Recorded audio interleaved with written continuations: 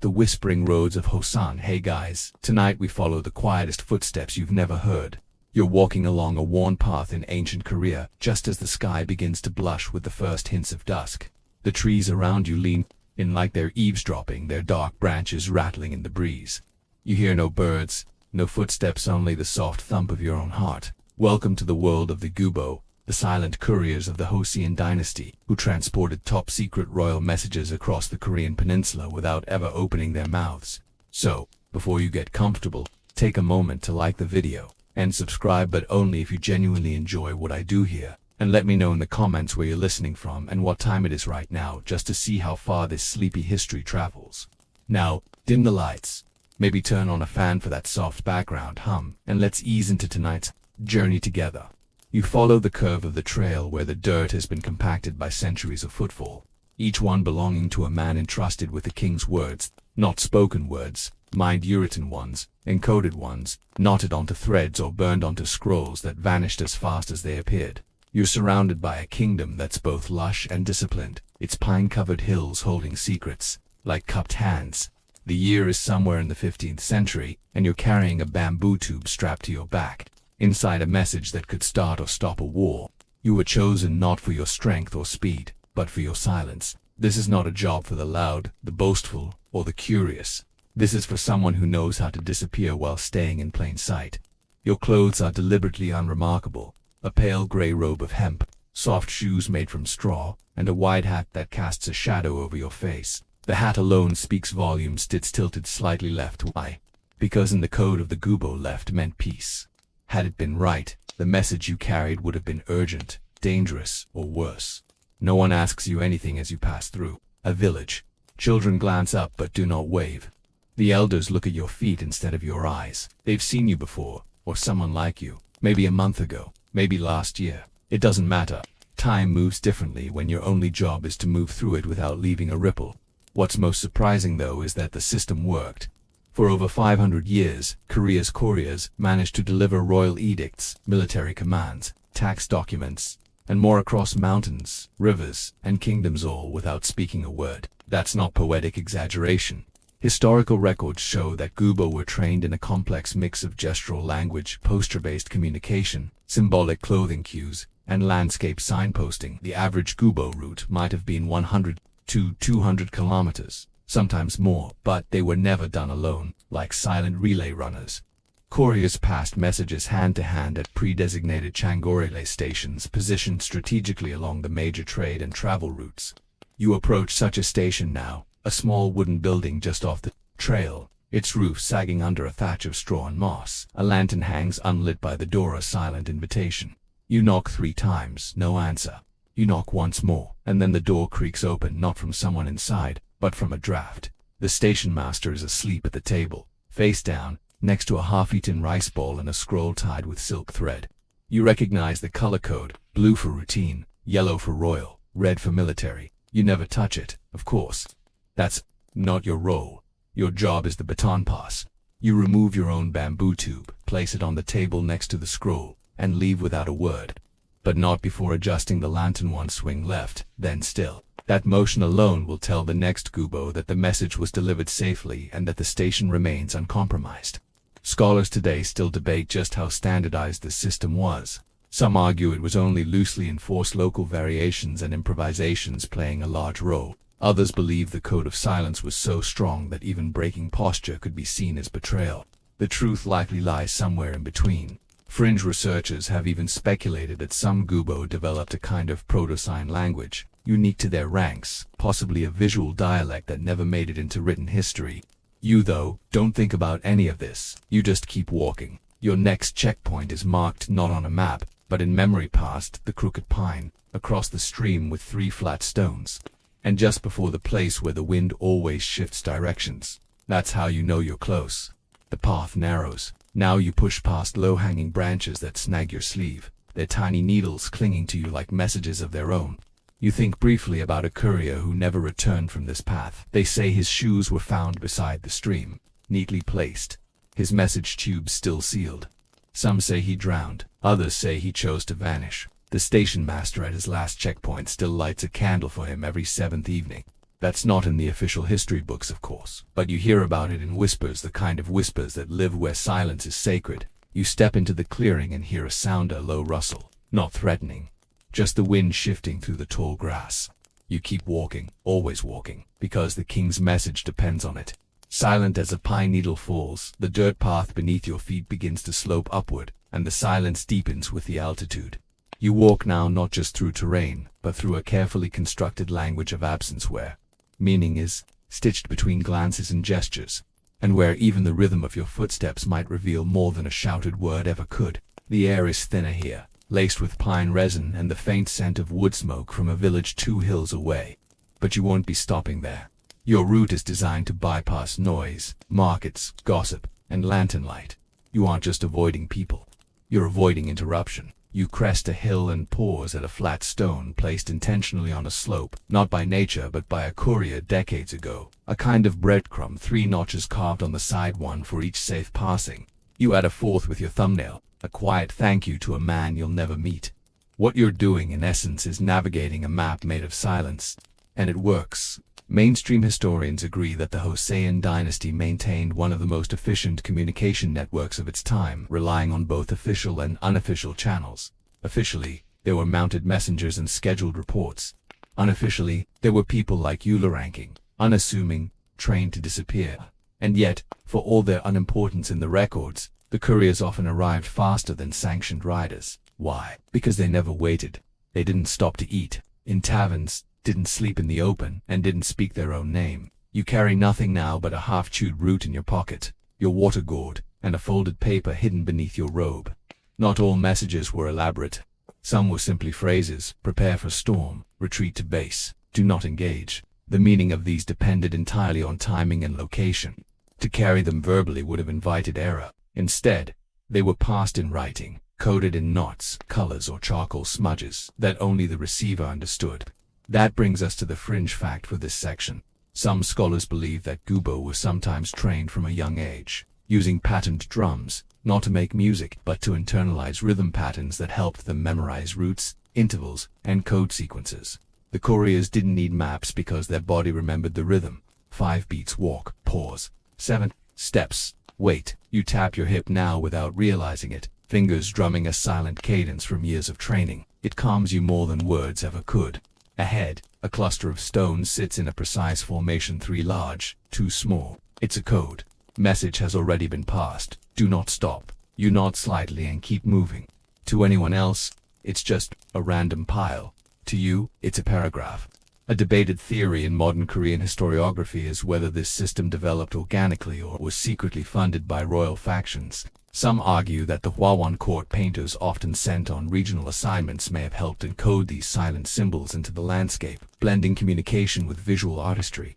Others say this is far-fetched, that it's more likely local clans simply passed down the roots like folklore. You can't answer that. All you know is that the rocks tell you to keep going. You walk into a thicket now, the trail briefly disappearing. The branches close in, brushing your shoulders, like hands trying to wake you from a dream. But you don't flinch. This is familiar. Couriers didn't fear the wilderness, they feared the sound of their own voices. Even a single shouted phrase could destroy the illusion of invisibility. That's why they practiced gestures in front of still ponds, honing their body language until even their shadows communicated clarity. You reach into your satchel and pull out a small twig, snapping it gently into 2 unequal lengths. You lay them parallel beside a fallen log, the longer piece pointing uphill. Another marker. You're not alone in this job. Somewhere behind you or ahead of you is another courier, one who will see this and understand. It's a message without ink, without sound, and without explanation. You pause only once, at a clearing where the moonlight falls in perfect symmetry through the trees. Here your shadow stretches long and strange, like an extension of your purpose. You take a sip from your gourd and let the water sit on your tongue. It tastes of copper and pine, a reminder that even hydration here is strategic. Gubbo were trained to drink rarely but efficiently, learning how to breathe in ways that conserved moisture. You recall one senior courier who once said, "Sweat less, think more." He used to place pebbles in his shoes to make sure he never walked too casually. You thought he was mad. Then you tried it. Now you don't walk without them. The sky shifts again. A pair of clouds cover the moon briefly, and in that moment, you freeze, not because you're scared, but because this moment matters. The moon is your timer. The clouds passing tells you how fast you're going. You make a mental note, pick up the pace. As you descend the slope, the sound of a single bird call echoes from a nearby ridge. One note, then silence. It's not nature. It's a code. Someone is behind you. Not close, but watching. The call was not a warning, it was an acknowledgement. Like a fellow actor in a silent play, announcing their entrance with a single cue. You do nothing in return. That's the rule. No confirmation. You keep walking. Ahead lies another station, not a formal one. This one is a hollowed-out tree stump, burned black inside, used by only the oldest of couriers. Inside it, you find a sliver of wood, freshly placed. You break it, add your own, and continue on. You begin to realize something quietly amazing. Every step you take has already been taken by someone before. Every decision you make was anticipated by a stranger long gone, yet the system still holds, like an invisible net strung across centuries. You wonder if the people you serve understand this web of silence. Do the kings know? Do the scholars? Probably not. But it doesn't matter. You serve the message, not the man. The trail curves left now, past a grove of bamboo so dense that even the wind can't find a way through. Your eyes adjust to the dark. Your breathing slows. You are not just moving forward, you are disappearing. Horses that didn't win you're walking now along the edge of a shallow ravine, its stones slick with moss and old stories. Every few feet, the path becomes indecisive, splitting, twisting, doubling back like it's trying to confuse anyone who doesn't already belong here. But you don't pause to choose.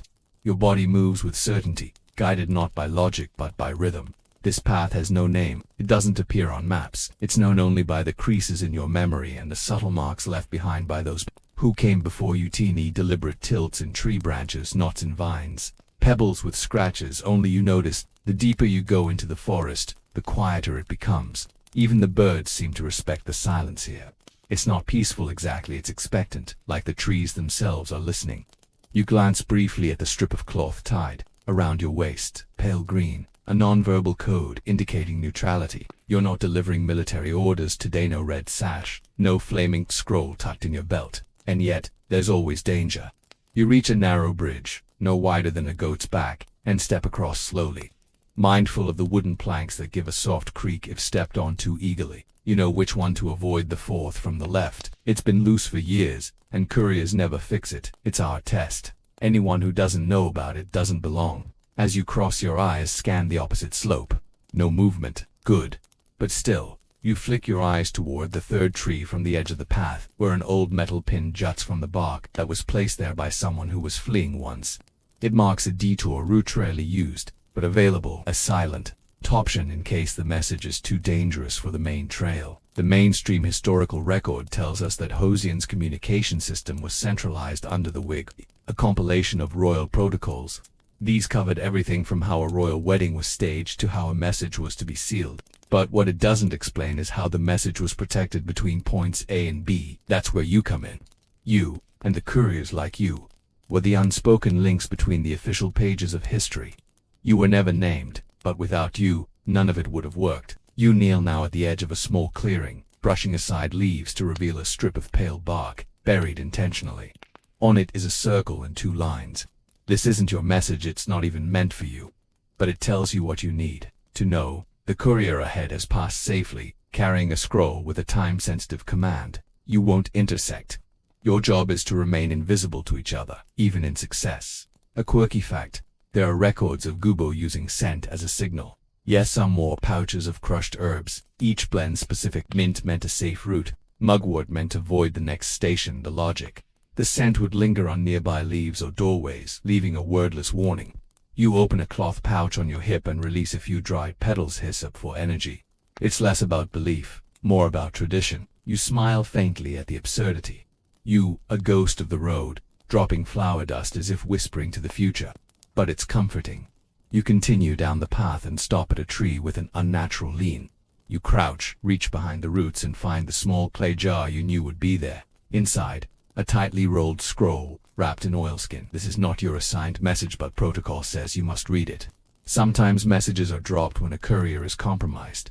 This one says simply, reverse route. Station 12 compromised. No relay beyond valley. You exhale slowly. Your destination was Station 13. Now it's not.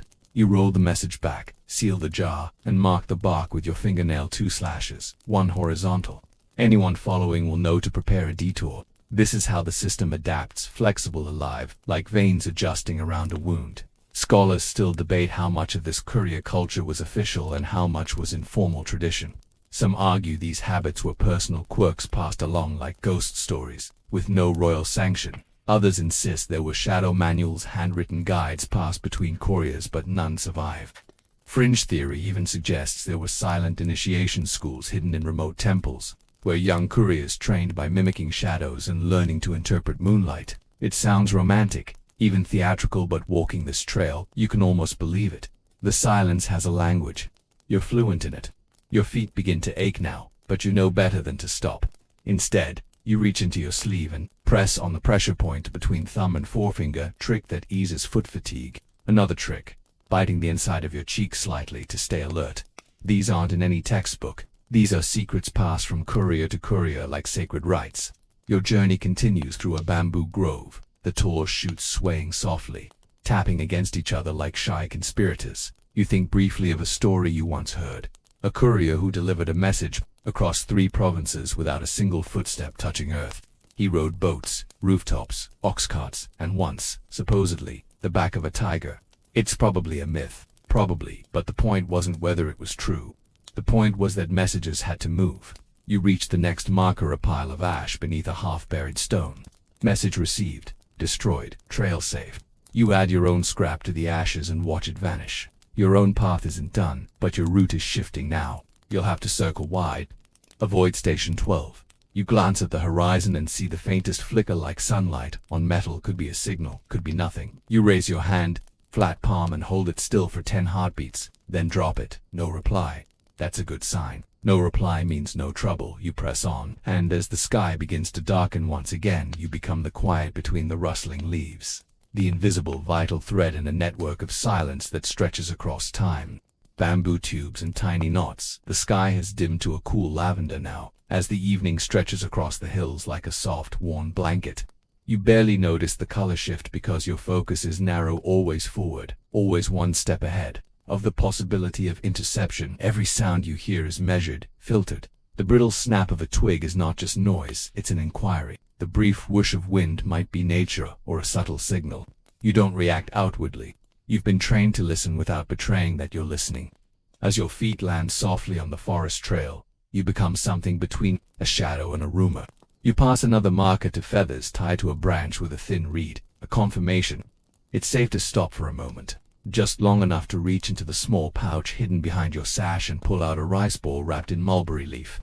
No words accompany the act.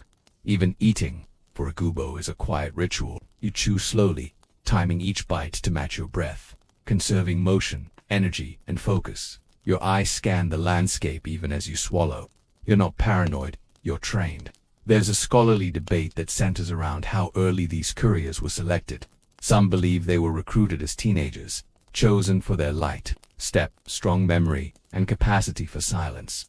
Others argue it was generational, passed down like a family trade. No one knows for sure because no gubo ever spoke publicly about it. That was part of the code. You get up, brushing the last grains of rice from your fingers, and continue onward, slipping between thickets and mossy rocks. The forest begins to thin, and in the distance, you glimpse the outline of a stone structure, partially hidden in ivy. It's not grand, just a stone hut with no windows and a sloped roof made of tightly packed clay tiles. This is Station 9. You approach quietly, tapping once on the outer wall with your knuckles. Then you wait. No answer, but that's expected. These stations aren't manned around the clock. You open the creaky wooden door and step inside. The scent is familiar: damped earth, old paper, candle wax long cooled. You light a small oil lamp using a spark stone, careful to shield the flame with your palm. Inside, the walls are lined with niches, each numbered in faded ink. You head directly to niche 4 and find what you expected: a small wooden box, sealed with red wax. You don't break it open. You don't even touch it. You simply verify its presence, nod slightly to yourself, and update the station log, a leather-bound book hidden beneath a false floorboard. You enter only a symbol, a horizontal line crossed by a diagonal slash. It means confirmed, not retrieved. Then you extinguish the flame and leave, letting the door creak shut behind you as you step once more into the growing night. A quirky, In fact, not all couriers walked. Some messages were carried on horseback, but not in the usual way. Horses weren't ridden. Instead, they were led, quietly, through back trails and side roads. Why? Because the gubbo often rode barefoot beside them, leaving no hoofprints or signs of passage. The horse was a decoy. If discovered, the animal could be abandoned, the message secure inside a hidden chamber beneath its saddle blanket. You've never used that method, but you've seen the training grounds. Young couriers practiced leading animals through mazes, blindfolded, listening only to the rustle of leaves underfoot and the rhythm of the reins. Ahead of you now, the path descends into a narrow gully flanked by towering rocks. It's one of the riskier passages, known for echoes. The wrong footstep here could betray your position for miles. So you remove your shoes. Yes, it hurts. Stones, bristled twigs, the cold bite of damp earth, but it's necessary. The silence you maintain is worth more than your comfort. You step softly, heel to toe, breathing through your nose to avoid the noise of open-mouthed exhales. Halfway through the gully, you stop. A flicker of movement, not threatening, just strange. A fox, perhaps, or a shadow. You wait, count backward, from 12, then forward to 9. The fox, if it was a fox, is gone. You continue.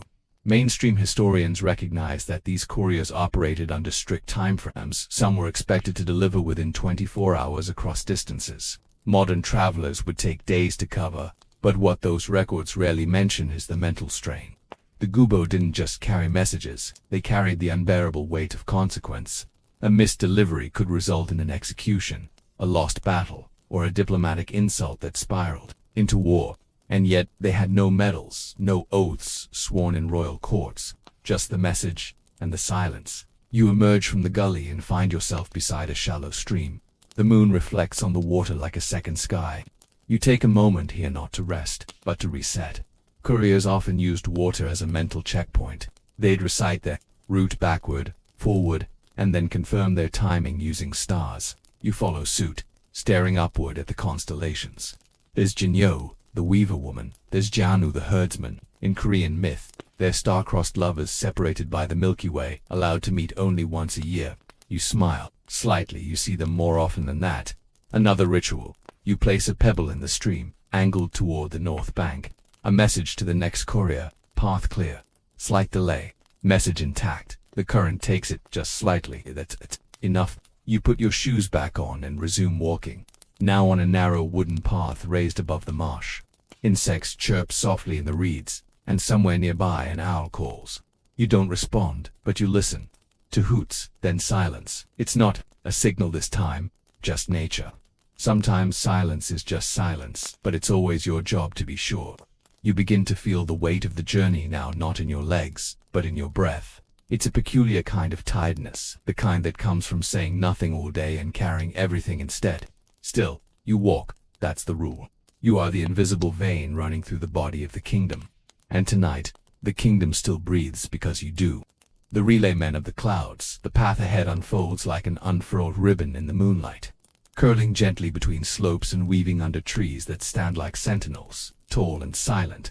As your sandals press lightly against the dirt, you hear only the crunch of pebbles and the slow rhythm of your breath. Your muscles ache in quiet protest now, not sharply, but with a dull memory of miles already traveled. This is the part of the journey where the silence becomes heavier, like a blanket tucked too tightly, and you find your thoughts drifting not to the message you carry but to the weight of the role itself.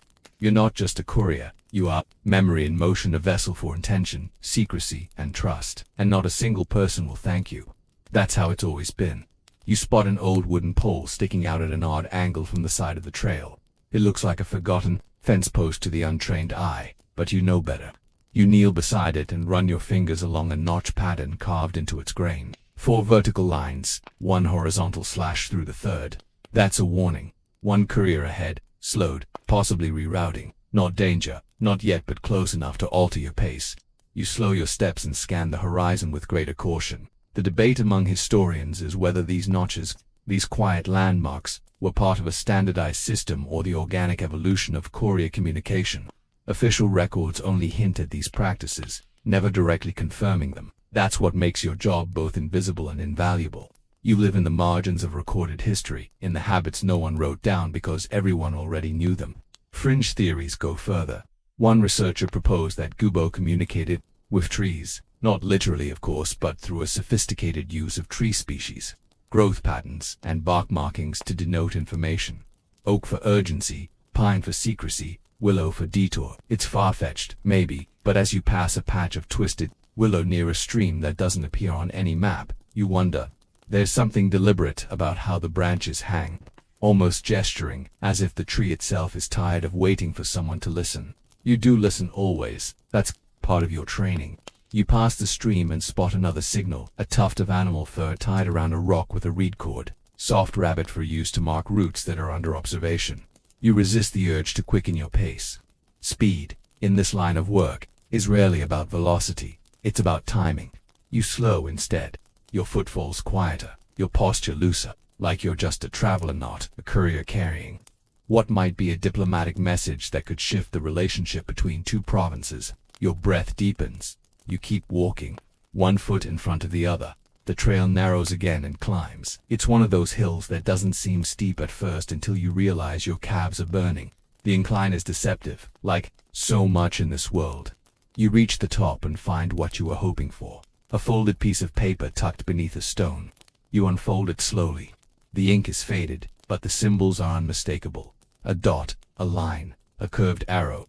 Change direction. New relay to valleys east. The terrain is trickier that way, but it's safer. Orders change constantly out here. The king's word travels with you, but the path it takes adapts every hour. You tuck the message into your robe, careful not to crease it more than it already is, and reroute your course. The new direction leads through unfamiliar terrain, which makes you extra alert. You don't know who else has passed this way. The markings are less frequent, the air a little heavier, and still, you press on. The real risk now isn't a threat from the outside. It's complacency. Fatigue makes even skilled couriers sloppy, so you begin your mental checks. Position of the moon. Slightly off-center, good. No cloud, so timing is clear. Your feet still aligned, weight distributed evenly, shoulders relaxed but upright. Breathing in through the nose, out through the nose. You recite your route in reverse again, like a lullaby of shadows. Every good Gubo learns to walk their steps backward in their mind, so that if lost or pursued, they can vanish into their own footprints. You pass a tree marked with black soot, the base hollowed out slightly. You reach in without hesitation and find a strip of cloth tied around a twig, blue with a single red thread. Status, mild conflict. You adjust your robe slightly, tilting your hat a fraction lower over your eyes. You won't change pace, but you will change posture. Small cues can make a big difference. Some historians argue these tiny rituals, hat tilts, robe folds, the angle of a sandal's knot, were just personal habits. But among the Gubo, nothing was ever just anything. Every inch of cloth, every footstep, was part of a vocabulary of silence, and it wasn't just about delivering messages. Sometimes you had to receive them. Couriers often became impromptu, informants picking up bits of information from the wind. The arrangement of laundry on a village line, the presence of one chicken instead of 3 in a coop. You've learned to read these signs like others read books. A missing flag on a rooftop might mean a change in local governance. A fishing net left on dry land could signal food shortage or sabotage. These cues aren't in the scroll you carry, but they shape your journey nonetheless. You emerge from the wooded path onto a rise that overlooks a small river village. Tiny lamps flicker in the windows, but none face the road. Good, that means they're aware a courier might be passing through. You'll skirt the village perimeter, avoiding the main paths. A dog barks once, far off. You freeze, not because of the bark but because it's followed by silence. No human voice follows to hush the animal. That's a red flag. Someone doesn't want to draw attention. You backtrack 2 steps and take a detour through a shallow ravine, knees bent slightly to reduce your profile. 5 minutes later, you're safely beyond the danger. Perhaps it was nothing, perhaps it was everything. This is the life of a courier. Your existence is balanced between maybes and musts. Maybe that bark meant danger. You must change course just in case.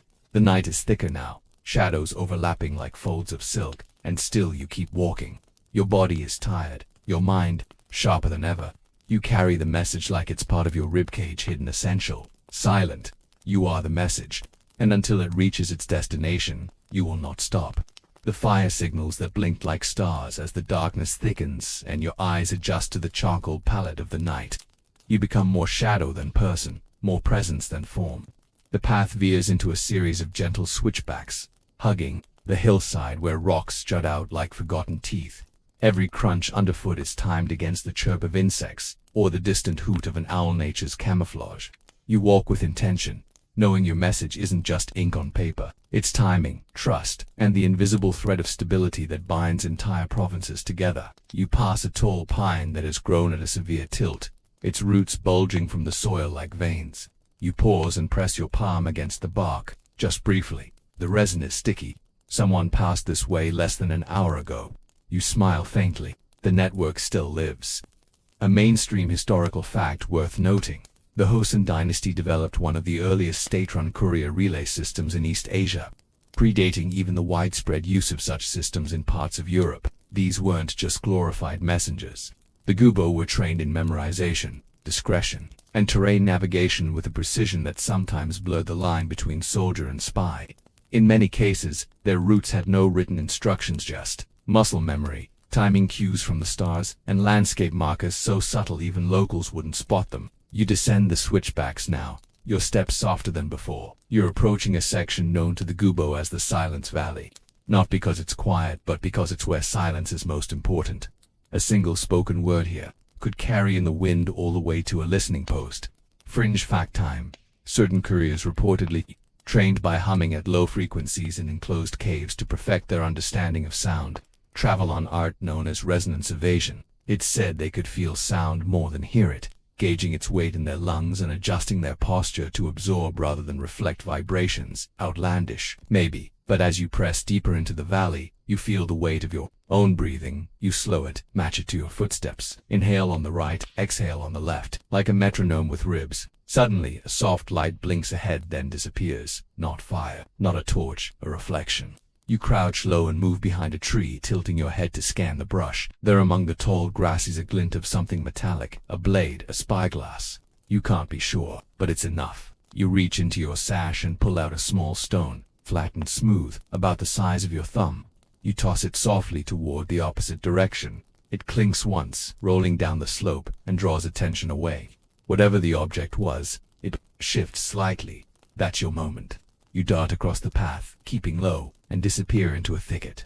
Safe, but only just. You keep moving, and soon you reach an old boundary marker, a stone pillar half buried in moss. Carved into its surface is a crescent moon and 2 stars. Code for scout, confirmed non-hostile. You relax a little. That glint was a watcher, yes, but likely one of yours. Another courier perhaps, ensuring the route remains uncontested. You leave a token of your own behind, the tied bundle of grass blades in the shape of an arrow. Message still in transit. Route stable. The scholarly debate continues around how much these symbols were codified and how much was improvisation. Some say the Gubo were issued scrolls of symbols early in training. Others believe every region developed its own signs, shared orally and refined over generations. The truth is probably both. You cross a shallow ravine now, the wooden footbridge, so narrow you have to sidestep across it. You don't fear falling, you fear making noise. Your fingers brush against the rope railing, and you feel fraying fibers someone else passed recently. You can't help but wonder, who was it? Oh, the tall one with the limp and the fondness for seaweed snacks. Or maybe young Yunbai, who could mimic bird calls so accurately that even the hawks looked twice. You haven't seen her in months. That's the thing about this life, you rarely see each other again. You share a purpose, a language of silence, and then you vanish back into your respective corners of the kingdom.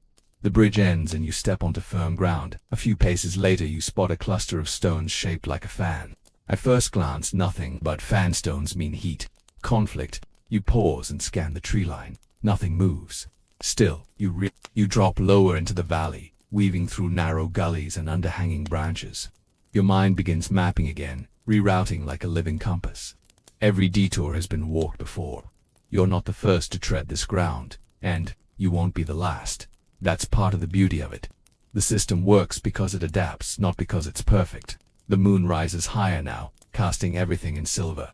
You find a quiet pool surrounded by ferns and crouch beside it. You don't drink yet. Instead, you study the surface. Ripples, faint and spaced, not wind. Someone crossed here recently. You watch, wait, then dip your hands into the cool water and take a slow sip. The ferns don't move. The night holds its breath. And then a single frog croaks once, twice. In courier language, that pattern often signaled path ahead clear, but it might just be a frog. That's the strange comfort of your job. The line between signal and world blurs so thoroughly that eventually, it doesn't matter. Every leaf is a message. Every echo is a possibility. You resume your journey, mind steady, body sore, and spirit alert. You're nearing the next relay point, now an abandoned mill said to be haunted, but that's just a rumor, probably. Either way, you'll approach it in silence. That's the only guarantee you ever have. The quiet in the road. The slanted hat that meant danger. The abandoned mill rises ahead like a forgotten monument in the moonlight, crooked and sagging, as if the building itself were dozing. Its roof is slouched to one side, the wheel long stilled and carpeted in moss, yet the silence surrounding it is not quite natural. You slow your pace instinctively, your breaths shallower now, each footfall deliberate. The tall reeds flanking the path sway only slightly in the breeze, and you catch a flicker of motion at one of the mill's empty window holes. Gone before your eyes can confirm, you pause, adjusting the sash around your waist. Pale blue fabric. No signal color today. You're not here for confrontation. You're here for the relay. A mainstream fact. During the Hosean dynasty, thousands of relay stations or yoke were dotted across the kingdom. Official messengers would stop to rest, change horses, and hand off documents, using these sanctioned posts as their skeletal route across the land. But then there were places like this, off the books, whispered about in inns or carved discreetly into the underside of temple rafters, the ghost stations. Sites not known to the bureaucrats but essential to the couriers. Places where messages passed without record. You cross a small stream and approach the mill's side door. No lights, no scent of smoke. That's good. You knock once with your knuckles, then twice with your knuckles edge. That's not an accident, it's the pattern. Tap tap tap, a mimic of the swallow's call. If someone waits inside, they'll recognize it. Silence, then the door creaks open just enough to reveal a flicker of movement. You step inside, carefully, and let the door whisper shut behind you. The air inside smells of old grain and rain-soaked wood. A lantern, heavily shaded, glows from the corner, illuminating a young man no older than 20. He doesn't speak. He only nods and gestures toward a box near the hearth. You crouch, open it. Inside, 2 scrolls, one sealed with red wax, one with black. Red means high urgency military. Black is diplomatic. You're authorized to carry only one tonight. And this is where your silent training comes in. You glance at the station log, 3 symbols etched into a bone tablet tucked inside the lid. The leftmost symbol means red route compromised. The middle indicates black relay secure. The third, barely visible, eastern bridge washed out. You take the black sealed scroll, tuck it into your inner robe, and nod once at the boy. No thanks, no farewell. Your ghost's in different stages of fading. You leave through the rear door, stepping into the wet grass, and pull your hat lower over your eyes as you head east into the dark. There's a quirky fact scholars rarely include. Couriers sometimes chewed special seeds, ginkgo, dried plum, or pepperroot to stay awake and alert during long nights. The slight bitterness kept the tongue sharp and the mind clear. You bite down on a bit of salted ginkgo now, wincing slightly. It works. As the terrain changes from flat to broken, you feel the fatigue settle deeper into your knees. But there's no stopping. The new route is longer, rockier, and cuts across exposed ground. That's the risk. But the alternative was the red route, which the bone tablet warned had been compromised. Possibly bandits, possibly political intercept. In this world, sometimes they're the same thing. A scholarly debate persists about just how autonomous couriers were. Were you bound by law to obey the sealed path, or were you permitted discretion? When danger shifted the balance, official records suggest strict route adherence, but oral histories hint at more flexibility, at a system that respected the intelligence and instinct of the gubbo. You descend now into a dry creek bed that glows pale in the starlight. Here, you walk in the open, no cover. You quicken your pace, sandals kicking up dust. It's risky, but necessary. You need to reach the next shadow before your silhouette becomes too familiar against the sky. And just as you step behind a boulder, you hear it, a hoofbeat, singular, followed by the soft jingle of tack. Someone's riding. Not fast, not urgent, just close. You crouch lower, heart slowing, not racing. Panic is a luxury you can't afford. The rider passes above the ridge, unaware. You glimpse their outline briefly, a merchant perhaps, or a decoy. You wait a full count of 30 before rising again. You adjust your posture, tighten the knot of your robe, and resume your course. Ahead lies one of the old trails rarely used, steep and serpentine, but it will take you around the ridge undetected. As you climb, you pass a series of cairnstone piles arranged in spirals. You count them, 3 full spirals and a broken one. That's a directional code. Route clear until the fourth bend, then caution. You smile faintly. The old symbols still hold. The wind rises as you crest the ridge, brushing past your ears like whispered warnings. You walk carefully, avoiding the loose shale that could betray your steps. The moon slips behind a cloud. The trail vanishes momentarily. You pause and reach into your sleeve, withdrawing a small wooden disc carved with concentric rings. You angle it toward the skyline, matching the rings to the horizon line. A crude compass, yes, but when used with the stars, it becomes a guide as precise as any map. You adjust course, slightly east. The trail returns. In the distance, the lights of a village flicker dim few and poorly spaced. A fake village. You've seen them before. Sometimes bandits set them up to lure travelers into complacency. No dogs, no smoke, no laundry, just faint light and bait. You detour immediately, heading toward a copse of cedar trees instead. A night, heron calls from the swampy ground. Once, twice, then silence. Natural. You don't know. But you mimic the call softly. Once, then twice. No reply. That's better. The safest message is the one unacknowledged. You continue walking until the lights vanish behind the hill. The trees thicken, and you find a marker, a split log with a twisted nail. The next relay point is close. You can feel it, maybe 2 hours away. The scroll presses gently against your ribs, its weight more psychological than physical. You haven't spoken in hours. Haven't even thought in complete sentences. That's how it should be. Speech is for those who need to explain themselves. You only need to arrive. You are not the message, you are the path. Couriers who slept standing up, you feel the forest shift as you move deeper, the trees narrowing their trunks and growing taller. Their upper branches knitting together like the rafters of a quiet ancient hall. There's a smell here, and slightly sharp, like old pine needles crushed underfoot after a rain, and it wraps around you as if reminding you that you've entered a space that belongs not to you, but to something older and far more patient. Your pace slows, not out of weariness but respect. You know this area by reputation, the Whispering Pines. It's not a formal name, not marked on any map, but every courier knows it. The wind never seems still here, and it's said the trees remember your passage. You let your fingertips brush one of the low-hanging boughs. The needles cool and fragrant, and the memory stirs in your chest, not yours, but the collective breath of those who've passed before. It's comforting in a way, like walking in the footsteps of ghosts who are still rooting for you. A mainstream historical fact. Many Korean couriers of the Joseon dynasty worked within a tightly structured postal relay system called the Ueok, which allowed messages to travel vast distances quickly through a network of relay stations. But what often goes unmentioned is the secondary network, the unofficial, deeply secretive system used for matters the court didn't want recorded. That's the system you're part of. It's not simply about logistics, it's about trust, loyalty, and the ability to vanish when necessary. You shift your weight as you approach a fork in the path, one side sloping downward into a hollow, the other rising toward a narrow ridge. You remember the code from earlier, the cairns, 3 full spirals and a broken one. That means take the high path, but with caution at the fourth turn.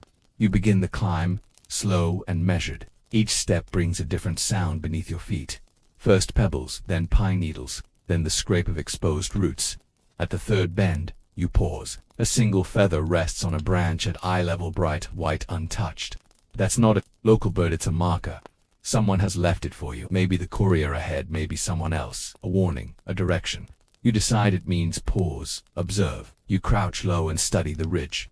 There's movement, faint, almost invisible. A patch of grass bending the wrong way. You shift your weight slowly, one toe at a time, and drop from the trail into the brush. You move silently parallel to the path, eyes scanning the undergrowth. The moon breaks through the clouds, casting long shadows, and in that flicker of light, you see it, a glint of glass, then a hand pulling back into the shadows. Someone's watching the trail. Maybe not for you, but you're not about to test it. Here comes the quirky fact. Some couriers reportedly developed complex blinking patterns and sure practiced rhythms of eyelids fluttering that signaled danger, confirmation, or detour to their counterparts. In a world where you couldn't speak and sometimes couldn't even move, your eyes became your voice. You blink 3 times slowly, hoping someone might be watching you in return. Nothing, but still, it feels like you've spoken. You curve away from the path entirely now, following a deer trail that winds between tall ferns and mossy stones. The detour adds time, but safety is worth the cost. The ridge looms ahead, and just below it, nestled into a pocket of shadow and overgrowth, is the relay point, a rock overhang carved by centuries of wind, now repurposed by necessity. There's no structure, just a small stone marker stacked carefully with black pebbles. You touch it briefly. No traps, no signs of tampering. You kneel and dig into the soft earth behind the marker until your fingers find the cloth satchel buried just beneath. You pull it out, open it. Inside is a small pouch of dried dates, a folded scrap of fabric embroidered with a crescent moon, and a single word stitched in red thread: continue. You replace the cloth, leave 3 white stones in the hole sign you've passed through, and cover it again. Your next destination lies 2 hills over, through a stretch of marshland known only by those who keep secrets. The scholarly debate, it's about these very kinds of stations. Official records insist they didn't exist. No mention, no acknowledgement.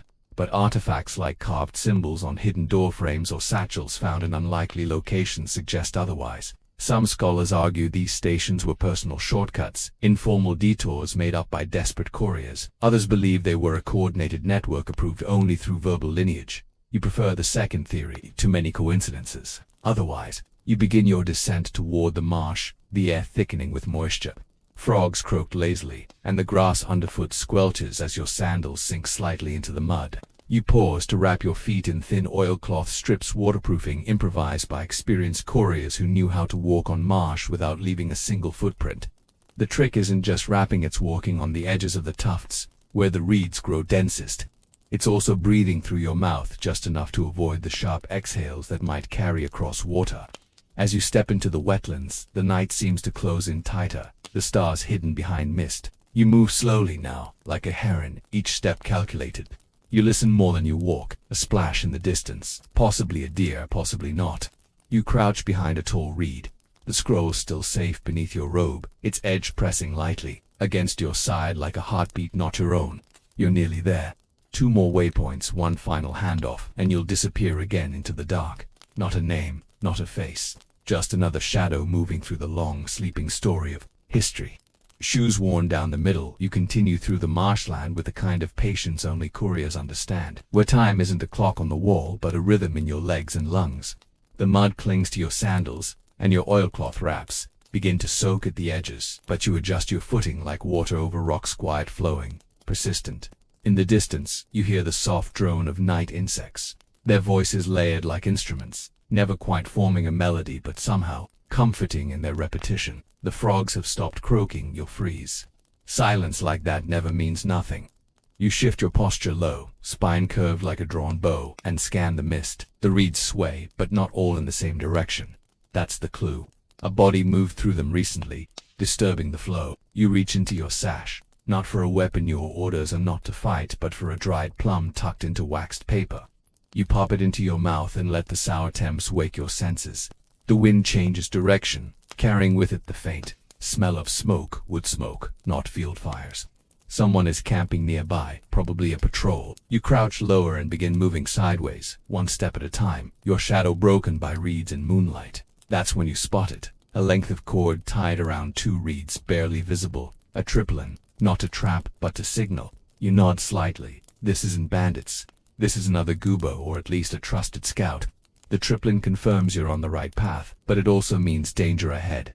You detour again, your feet squelching softly as you arc around a patch of still water that smells of sulfur. Eventually the marsh thins, giving way to a rise of firmer ground and a copse of short, crooked trees. Nestled among their trunks is your next waypoint, a hollow log partially buried in the earth, its bark peeled back to reveal a series of notches, 3 short, 2 long, 1 curved. It's a cipher. You trace the pattern with your fingertip and translate it silently. East path blocked. Use fire route. The fire route is a name no one likes to say out loud. It's faster, yes, but exposed. A strip of high ground, bordered by dry brush and wind, so named because if you were being followed, you could light the brush behind you and vanish into smoke. But it meant trusting you'd outrun the flames. You sigh softly and press forward. Mainstream historical fact. Korean military and postal messengers often relied on fire beacons called bangsudae to transmit messages quickly across long distances.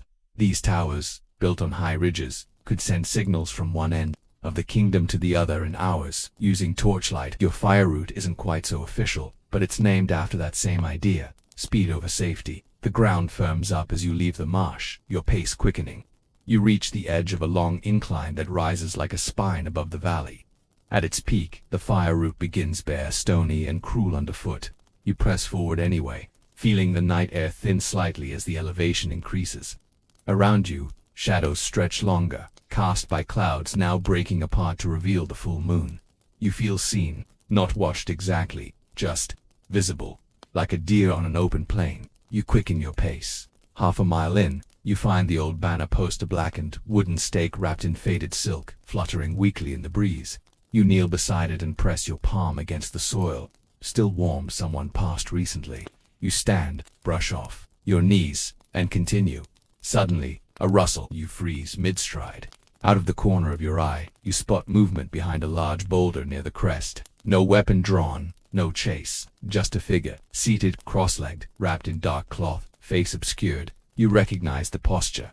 Another courier, perhaps the one who left the log message. You nod, they nod back. Nothing is said. You both sit in the quiet for a long moment, allowing the world to breathe between you. Then they reach into their satchel and pull out a flat piece of wood with 3 carved lines. They hold it up, turn it toward you, then set it gently beside the rock. You approach, nod again, and retrieve the token. It confirms your final destination has changed, Northridge Outpost instead of Valley Shrine. It adds distance but increases safety. You slip the token into your sash and turn without a word. The figure disappears behind the rock like fog fading with the dawn. Here's your quirky fact. Some Korean couriers were trained in scent masking techniques using herbs like mugwort and pine resin, not only to mask their human smell from animals but also to create scent trails that could mislead trackers. A dash of vinegar on a foot wrap, a bundle of crushed garlic leaves tied under the armpits, strange pungent tools in a courier's quiet arsenal. You begin using one now, rubbing crushed pine needles between your palms and pressing the oil lightly into your sash. The wind carries your scent sideways, just in case. Another scholarly debate, whether Gubo received official military training, or were largely self-taught and community-trained in rural enclaves. Some historians argue that only the elite messengers serving directly under the royal court received formal instruction, while others believe there existed a vast underground system of self-policing, self-teaching courier families who passed on knowledge through quiet rituals and coded games. You're inclined to believe in both. Too much of your skill set feels inherited, as if your muscles remember movements your mind never learned. The trail narrows again, and ahead, a line of lanterns, low faint, barely flickering, marks the edge of a high terrace overlooking the river valley below, the Northridge Outpost. You're almost there. You slow your pace, listen for birdsong. Nothing unnatural. That's good. You approach the ridge, feeling the wind rise slightly as it rushes up from the water below. A stone altar stands at the edge of the outpost, decorated only with a bundle of grain and a folded cloth. You kneel, set your scroll beside the offering, and light a small stick of incense from your kit. The smoke curls upward, then drifts sharply west. That's the signal it's been received. You wait until the smoke fades, then rise. No one comes. That's expected. You've done your part. The scroll will vanish into the hands of another, and you'll vanish into the night. You descend the opposite side of the ridge, legs weary but sure. The message is delivered. You remain unseen. That is your art. Message trees and moss, clues. You descend from the north ridge in a hush so complete, even the wind seems to hold its breath. The slope beneath your feet is steep, studded with loose stones and gnarled roots, yet your steps are steady. Each movement is placed with intention, not because you are uncertain, but because this descent marks the moment your role changes. You are no longer the vessel for a message. You are now the disappearing act, the ghost that must leave no trace. The forest at the base of the ridge yawns wide like a mouth of dark teeth, dense and wild, untouched even by local farmers who say it grows in circles. The kind of place older folks whisper about and younger ones avoid on principle. But you walk straight in. This forest has no name in the official maps of the Hosan Kingdom. To couriers like you, it's known simply as Echo Route, and not because it echoes. Quite the opposite. Sound vanishes here, swallowed by the undergrowth, devoured by moss and bark. Even your breathing becomes softer, not by effort but by force of nature, a mainstream historical fact. Forests in Korea have long served practical and spiritual functions, often doubling as sacred groves or burial grounds.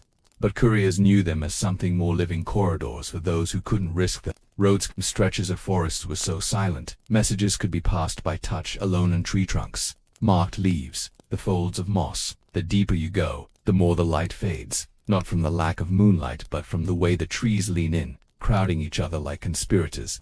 Your fingers brush a patch of bark where someone has carved a spiral inside a triangle. That's the old symbol for dead drop site nearby. You shift course slightly and find the hollow tree after 15 more paces. You reach inside and feel the cool touch of paper news blank. That's a code of its own. No message waiting, no emergency, just a checkpoint. You fold the paper in half, then into a triangle, and leave it back inside. Quiet, I was here. Then you vanish into the foliage once again. Your sandals slip slightly on a patch of moss, but you catch yourself without a sound. The ground dips and rises unexpectedly, a constant test of memory and balance.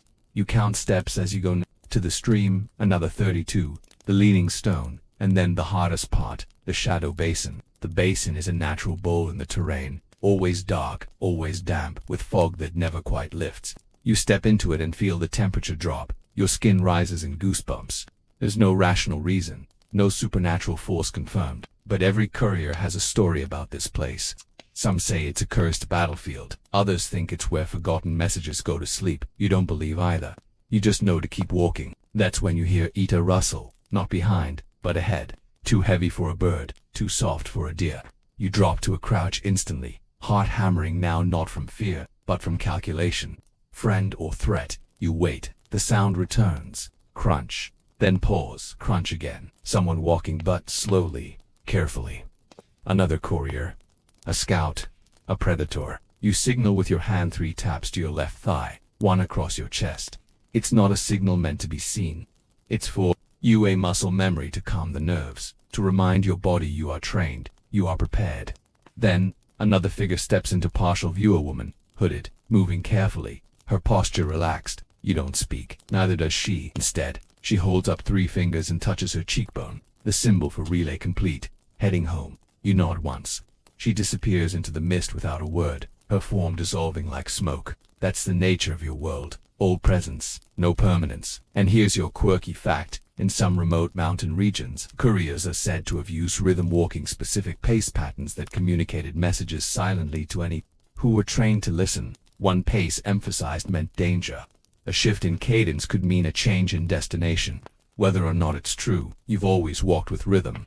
Tonight, your feet move with a tempo you didn't choose but recognize. You step out of the shadow basin and into a clearing where moonlight finally returns. You blink. It's almost disorienting, the sudden light after hours in murk. Ahead lies a footbridge spanning a stream, one of the last structures before you reach the outer district villages. But something's off. You scan the bridge, then freeze. On the first post is a bundle of feathers tied with twine. Blue and white, that's the marker for hold. Observe, do not cross. You duck into the underbrush and watch. For a full 20 minutes, nothing moves. Then a flicker of motion beneath the bridge, too quick to track. You exhale slowly. Someone's hiding, perhaps looking for someone like you, perhaps just waiting for anything. Either way, you're not crossing. You double back, adding another hour to your journey. A scholarly debate surrounds the use of decoy trails and secondary paths in the courier network. Official texts barely mention them, and some historians believe they were rare improvisations. But oral tradition suggests otherwise, that most couriers knew 3 to 5 alternatives for every route. Your detour is one such path. Overgrown but walkable, skirting the edge of a ravine and through a bamboo grove that crackles softly in the wind. Bamboo doesn't echo, it hums. You walk with the hum, letting it hide your presence. The final approach is a tunnel of vines between 2 cliff walls, narrow and damp, known to couriers as the throat. Once you enter, there's no turning around, it's one way, and it echoes like a whisper in a bottle. You time your steps between wind gusts, between cricket calls, becoming part of the forest's own strange music. And then, finally, you see it, the faint torchlight of the rest station, your temporary haven. It's a hut, barely more than a lean-to, but warm light spills from its doorway like welcome. You step inside without knocking. A kettle sits over a low fire. No one speaks. 3 other couriers sit cross-legged, steam curling from their cups. One nods in your direction. You return the gesture. No names, no stories, just rest. You sit, unwrap your sandals, and feel the warmth bleed into your bones. Mission complete. For now. The village where they weren't allowed to talk. The warmth from the small fire seeps into your feet as you stretch your legs out toward the glowing coals. But your back remains straight. your shoulders alert even in this supposed place of rest. The air inside the hut smells of ash, damp wool, and roasted chestnuts, a comfort that doesn't quite belong in a profession defined by movement, silence, and solitude. You glance at the other couriers, their faces illuminated just enough to show fatigue without revealing identity. One of them stirs a wooden ladle through a pot suspended over the fire, the liquid thick and brown with floating bits of root and bean. He ladles a portion into a cracked bowl and slides it towards you without speaking. You accept it with a small bow of the head. It's a broth called mejugak, thickened with fermented soybean cakes, one of the rare hot meals shared between couriers when the root has no immediate danger. You sip slowly, the salty, earthy flavor grounding you in your body again after so many hours of ghosting through the landscape. A mainstream historical fact. Food provisions for official Korean messengers in the Hosan era were modest but specific. Each messenger was allocated a small ration, usually boiled barley rice, dried seaweed, or pickled radish, and was expected to make it last across relay stops. But these rest huts, unofficial and often built by sympathetic villagers or retired couriers, were like whispers in the network, never on any map but always known by those who needed them. A quirky fact. These huts often had carved animal figures hung near their entrances, not for protection, but for quiet communication. A wooden fox meant recent danger, a crow suggested watchers nearby, and a turtle meant stay hidden longer. You look now toward the roof beam, where a tiny clay figurine of a bat hangs by a string. That's rare. A bat means news of death. You frown gently. It might not refer to a person. Sometimes it referred to the death of a town's stability, the fall of an alliance, or the shift in political favor. Something has ended and something has changed. You sip your soup slower, sensing the silent atmosphere grow more weighted. One courier stands suddenly, wraps their coat tighter, and exits into the night with nothing more than a nod. No farewells, just the rhythm of leaving. The scholarly debate about these rest huts centers on whether they were sanctioned by sympathetic nobles or emerged organically from the courier community. Some suggest wealthy aristocrats maintained them for secret communication routes, while others argue these were collective acts of mutual support, maintained and guarded by the couriers themselves. You lean toward the second theory, especially when you spot the stone marker carved into the floor, a double ring spiral. The universal sign for by us, for us. You finish your broth, rinse your bowl in the cold water basin at the back of the hut, and place it upside down, on the stone shelf. That's the cuvette, eaten. You've rested, and now you're ready to move again. One of the seated couriers, a woman with a braid tucked under her cap, glances at you and raises one eyebrow. She points to a small wooden box in the corner, then to the bat figurine. You understand. Someone needs the message to be carried forward. You open the box and find a single sealed scroll, wrapped not in the usual cloth but in parchment that smells faintly of sage. You examine the seal, triple dagger motif, an old code, pre-Joseon. You tuck the scroll into the inner fold of your robe and rise. You bow slightly to the remaining couriers and step outside. The chill returns instantly, as though the warmth inside was a dream you woke from too soon. You adjust your outer coat and begin moving. The forest is quieter now, but not still. There's motion on the wind, the kind that suggests something is watching, not near, not hostile, just aware. You accept the presence. Not everything unseen is dangerous. Some of it is merely old. Ahead lies the Inkstone Bridge, one of the most treacherous crossings on the route. Narrow, barely wider than a man's shoulders, the bridge spans a deep gully filled with black water and scattered stone. You crouch at its edge and trace a symbol into the frost, a spiral with a slash through it. That means do not follow. It's both a warning and a command, left for any goobo trailing your path. You cross slowly, arms out slightly for balance, the wind pressing at your sides as though trying to urge you off. But you don't falter. Midway across, you pause and look down. The water below reflects the moon in broken ripples. They say if you drop a message into this river, it will arrive at its destination only if your heart truly meant it. You don't believe that. But still, the image stays with you. On the other side, the path winds uphill toward the white Grover clearing filled with pale birch trees that glow like ghost pillars in the moonlight. The ground crunches underfoot, the frost thick here. You move slower now, not for fear but for reverence. This grove has seen too many crossings. Bark on certain trees bears scars from knives, initials, coded markings, even the occasional bloodline oath etched by desperate messengers. You don't stop to carve anything. You're not desperate, not yet. Still, you find your eyes drawn to one tree in particular, its trunk covered in ink-smudged symbols. almost like a page from a forgotten book. You press your hand to the bark and close your eyes. For a moment the forest listens back, then the wind picks up carrying the scent of smoke and dried herbs. Not nearby, but enough to suggest the next station is close. You increase your pace, letting the path guide you downhill into another hollow where a stone lantern marks the entrance to an old tea house long abandoned, yet carefully preserved by unseen hands. You knock once, twice, then push open the door. Dust swirls in the air like memory. You don't need anyone to be here. The relay drop is in the floorboards. You kneel, lift the loose plank, and place the parchment scroll inside, tucking it between a folded red ribbon and a slate token. Mission complete again. You sit back, resting on your heels, and exhale slowly. You're not done, but for now, you are still. 12. When the wind carried the orders, you sit in that quiet, decaying tea house for several minutes, your breath curling into faint wisps in the still, cold air. The wood creaks beneath you, not from your weight, but from the shifting memories that has stored in its bones. The place smells like aged plumwood and forgotten incense, with the faintest trace of a yearner reminder of the old teapot that used to sit in the corner hearth.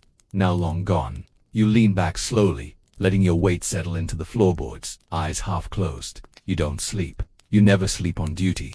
But you do drift into a light, watchful state where every creak, every breeze, every shifting shadow is noticed without panic. In this liminal awareness, you hear what most people miss: the rhythm of the building's age, the whispers of forgotten conversations, and the distant, almost imperceptible sound of something being dragged over packed earth outside. You're upright in a second, not startled trained. You glide toward the side of the room, pressing your back against the faded lattice wall, ears straining. The sound comes again, soft and wet, like a cloth being dragged through damp soil.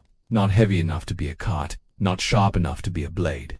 You move silently toward the side window, where paper screens have long since curled into brittle, yellow edges. Peering through the gap, you see a figure crouched beside the old stone lantern out front. Their shoulders hunch with purpose, and one hand is moving in tight, repetitive motions. You adjust your angle. They're drawing something in the frost with their finger lines, circles, then a cross. That's a message, a signal, not to you, but to someone else. You have three options: wait, confront, or vanish.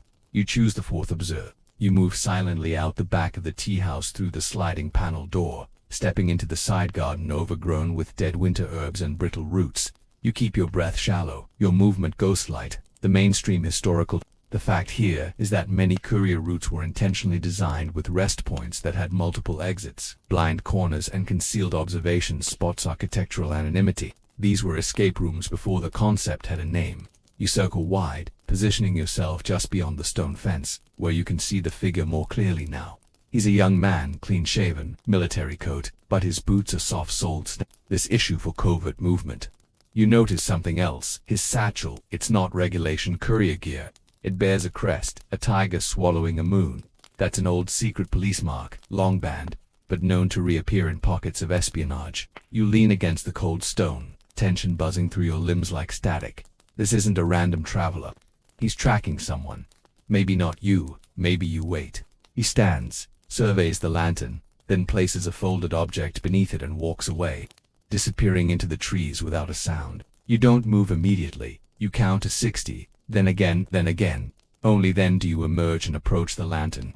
Beneath it is a piece of cloth folded 4 times. You unfold it carefully. Inside is a dried flower, bellflower root, a tiny ivory charm shaped like a fox.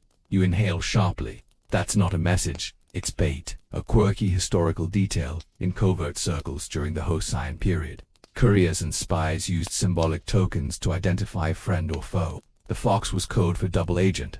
The bellflower root was a poison antidote, but also a common herbal supplement among the courier class. In combination, it meant you were being watched, but not necessarily hunted. It's a warning, or an invitation, or both. You return the cloth beneath the lantern, exactly as it was, and walk away without a backward glance. You travel the side path, known as the broom's handle, a narrow trail that runs beside the main courier route but is hidden by overhanging branches.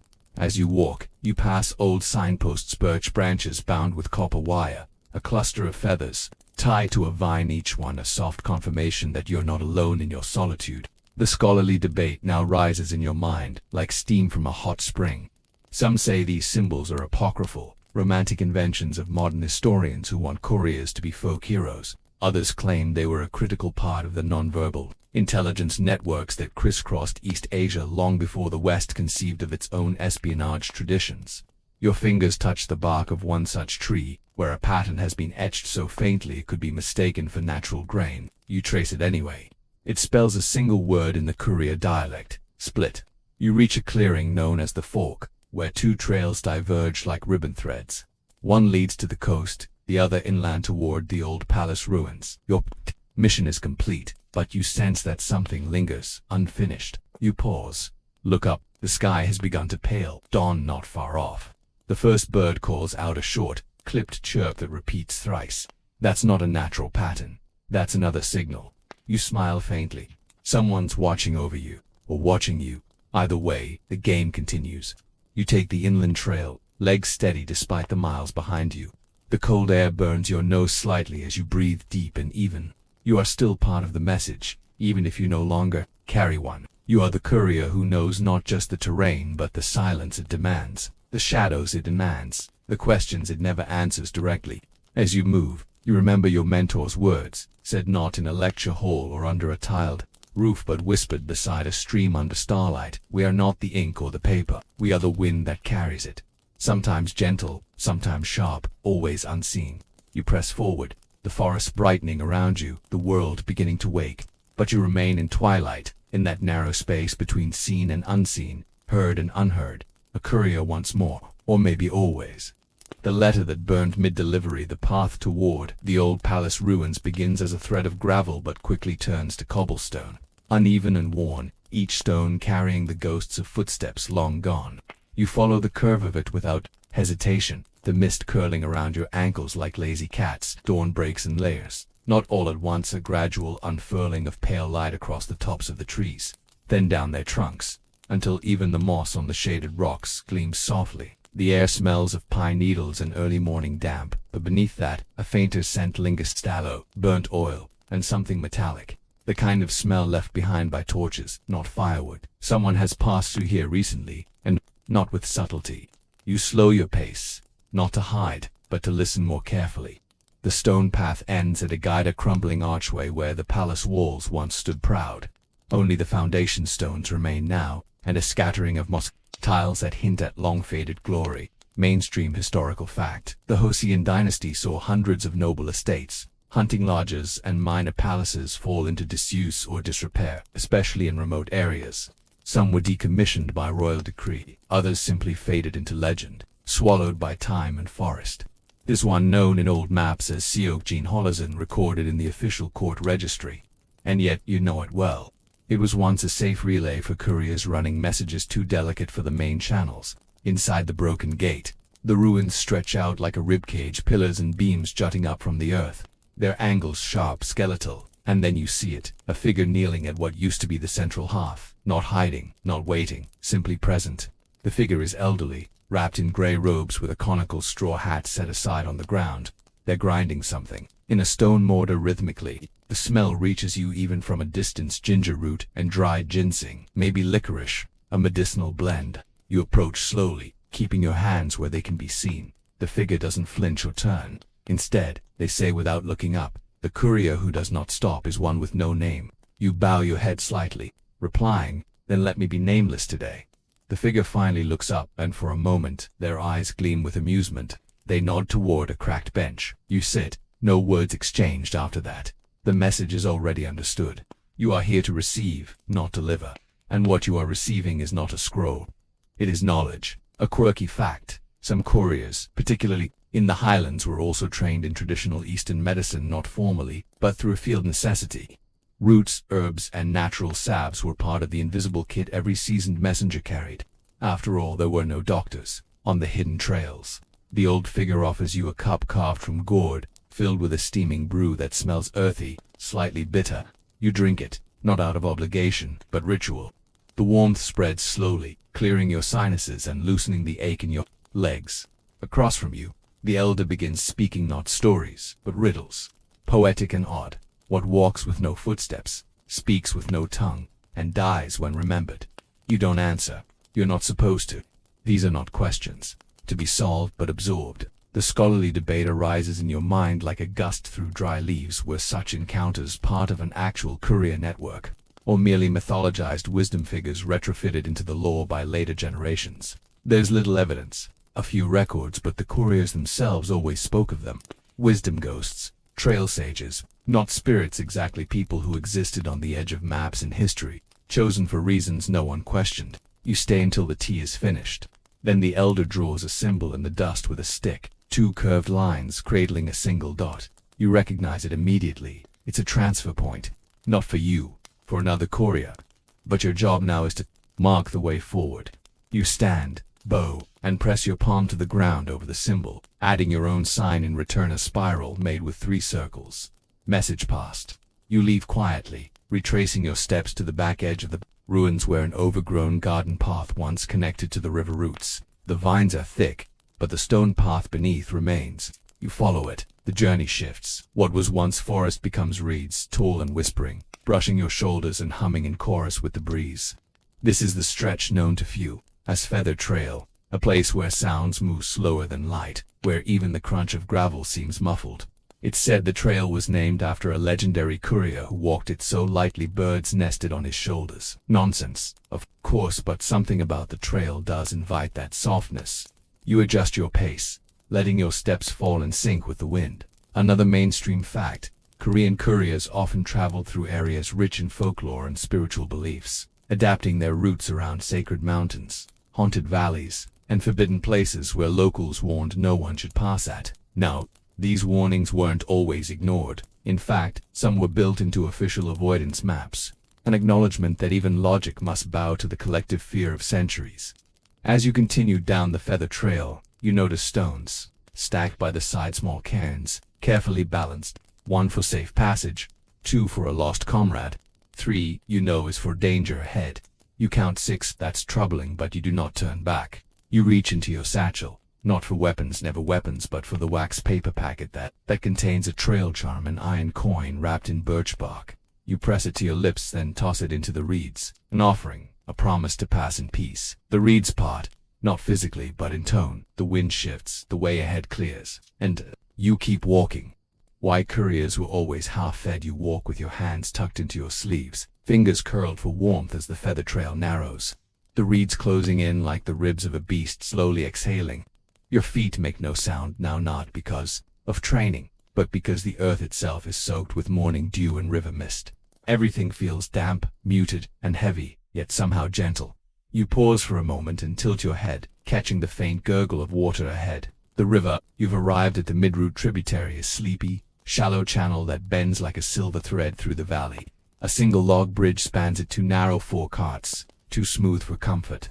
You place a foot on it and test its balance. It doesn't move. You cross without incident, but not without awareness.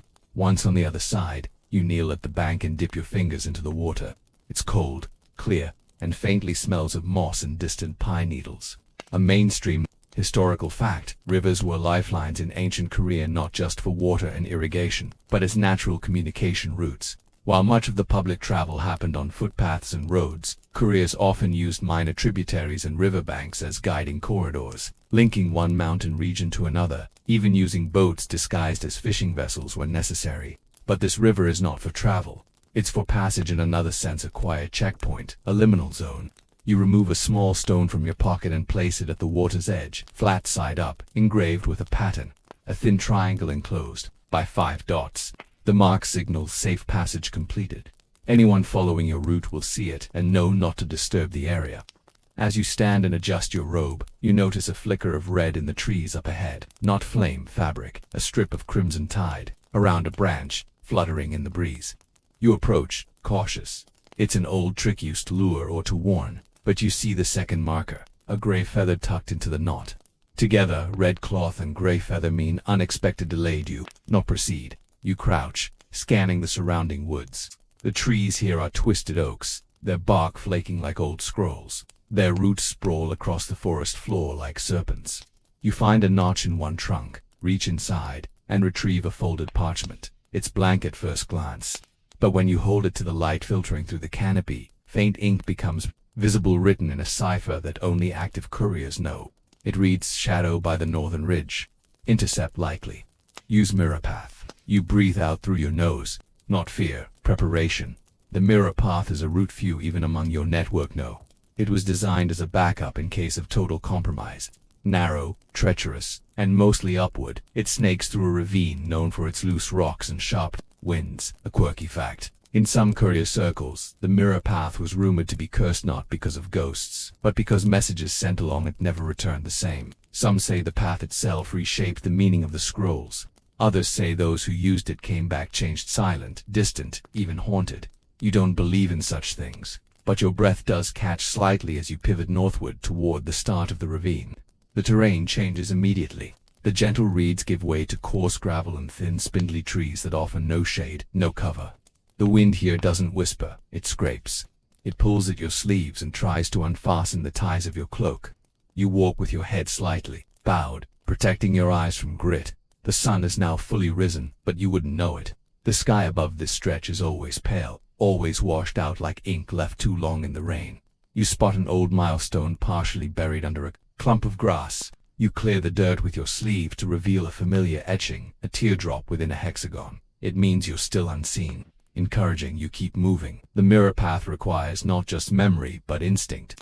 You stop several times to tap tree trunks, touch stones, trace your hand through dirt in familiar patterns, each movement designed to stir a subtle response from the trail itself. These aren't mystical actions, but learned techniques. Certain mosses only grow in courier zones, certain fungi always point east. The path teaches you, if you're willing to notice. You pass through a narrow crevice between two sheer rock faces. It's barely wide enough for your shoulders. On the far side, the wind drops. Silence returns, thick and total. You're in what's called the pause, a strange zone where bird calls disappear and even your heartbeat sounds distant. Some think it's due to how the rocks absorb sound. Others believe it's a natural phenomenon tied to underground currents. Either way, you pause, as tradition demands, and place your hand on the cold stone. In that moment, memory floods back. Your first journey as a courier, your mentor's soft instructions, the fear you felt then so much sharper than what you feel now. You place a small ribbon on the stone, a personal tradition. It flutters briefly, then stills. Behind you, the crevice begins to glow faintly, not light, just reflection. The mirror path, you continue. Your steps now take you upward, into thin air where pine trees cling to the cliffside like stubborn monks. Here, a scholarly debate still floats in your mind, whether the mirror path was invented during peacetime as a paranoid measure, or if it evolved organically out of desperation. During invasions and internal power struggles, the documents offer little clarity. Oral tradition says both are true, that some paths are planned, others revealed by necessity. As you near the summit, you spot the final marker, a circle made from small blue stones, arranged around a twig, bent into a triangle. It means drop point ahead. You arrive at a cliff edge where a rock outcrop juts into the air like a narrow tongue. At the center is a cairn with a slot in its base. You kneel and insert a wax-sealed bundle, lightweight, containing instructions encoded in rhythm-based symbols only trusted couriers know. You cover it gently, then rise, the wind tugging at your sleeves once more. Below, the valley yawns wide and quiet, indifferent to your efforts. But you feel something shift in the Iran exhale. The mission lives. The message continues. You turn and descend the other side of the ridge. Tea made from tree bark, the descent from the mirror path's summit is less a trail and more a negotiation with gravity. You steady yourself against knotted roots and jutting rocks as the slope drops sharply beneath your feet. Each step a quiet promise to remain upright. The wind follows you, no longer clawing at your robes but rather nudging your back like a persistent whisper. Keep going, don't stop, not yet. The forest changes with altitude, turning from sparse pine into thick groves of twisted hornbeam and walnut trees, their bare winter branches tangling above you like an old web left for centuries. Beneath them, the ground softens, moss returns. You breathe deeper, slower, the chill biting less with each careful step downward. Eventually, you reach the tree line and the path flattens, opening into a plateau dotted with stones arranged in unnatural patterns. Circles within circles, lines that point nowhere, or everywhere. This is the listening ground, a courier's unofficial sanctuary, never marked on maps and rarely spoken of even among your kind. The mainstream historical fact, ancient Korean messaging systems, especially during the late Goryeo and early Joseon periods, were often enhanced by unofficial rest points, some maintained by Buddhist monasteries, others established by retired couriers. While most of these were practical spaces for food and sleep, a few like this one became spiritual or psychological thresholds. The listening ground was rumored to be where decisions were made, missions were passed on, and weary minds found clarity. You remove your pack and sit cross-legged in the center of a spiral made of white pebbles. Silence gathers, not the emptiness of sound, but the fullness of listening. Your heartbeat slows, your breath anchors itself in your belly, and your thoughts begin to spread, not vanish. Just stretch wider like cloth over a loom. You hear something, not with your ears. It's a memory of a voice, yet new. If the message changes you, let it. If the path resists, trust it. You close your eyes, leaning into the stillness. Somewhere deep within your coat is another scroll, not the one you delivered, but one given to you long ago by a mentor, never opened. Sealed not with wax, but wrapped in black silk string. Its purpose has never been clear, only its instruction. Open when you lose your way, not your route. A quirky detail. In some courier clans, elders handed down scrolls that weren't meant to be delivered but lived with texts believed to contain messages that could only be read when the heart was ready. Most were written in symbolic language or koan-like poetry. You pulled the scroll from your coat now, unwrapping the silk. With reverence, the paper inside is thin as breath, ink faded but legible. The message is short. A silent courier walks loudest in history. You let the words settle into you, their meaning unclear, yet somehow entirely obvious. You rewrap the scroll and return it to your coat. Your path now lies east, toward the garden monastery that overlooks the ocean. From there your duties may end or begin again. You rise, brushing off bits of moss and pebble, and begin to walk. The path is narrow, but it exists. Winding through the woods, it leads you toward a gentle hum that grows louder with every step. Eventually you hear it distinctly, the ring of a distant temple bell. Not loud, not ceremonial, just a steady dong, spaced every few heartbeats.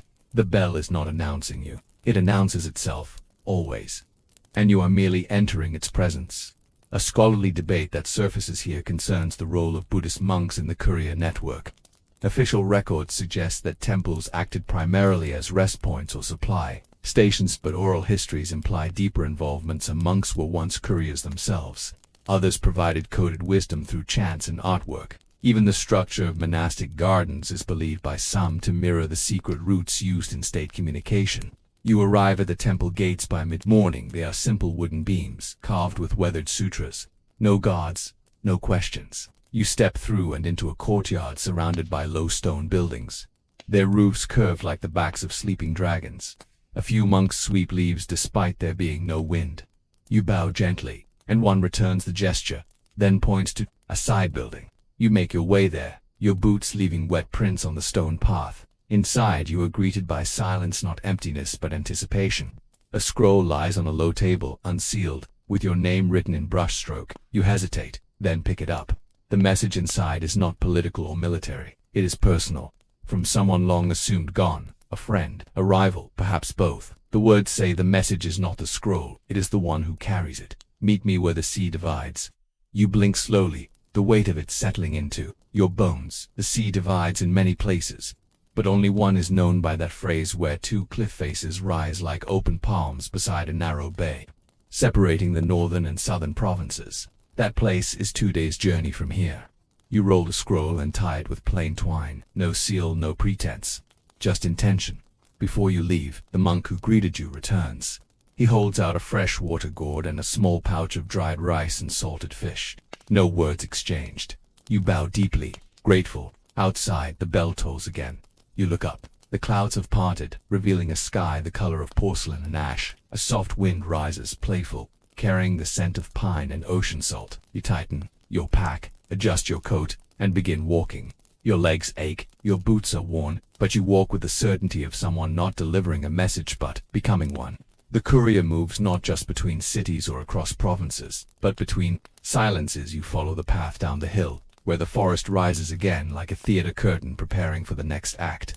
A bag with nothing inside. The path down from the temple is steep but deliberate, laid centuries ago by barefoot monks who carved each step with chisels and time.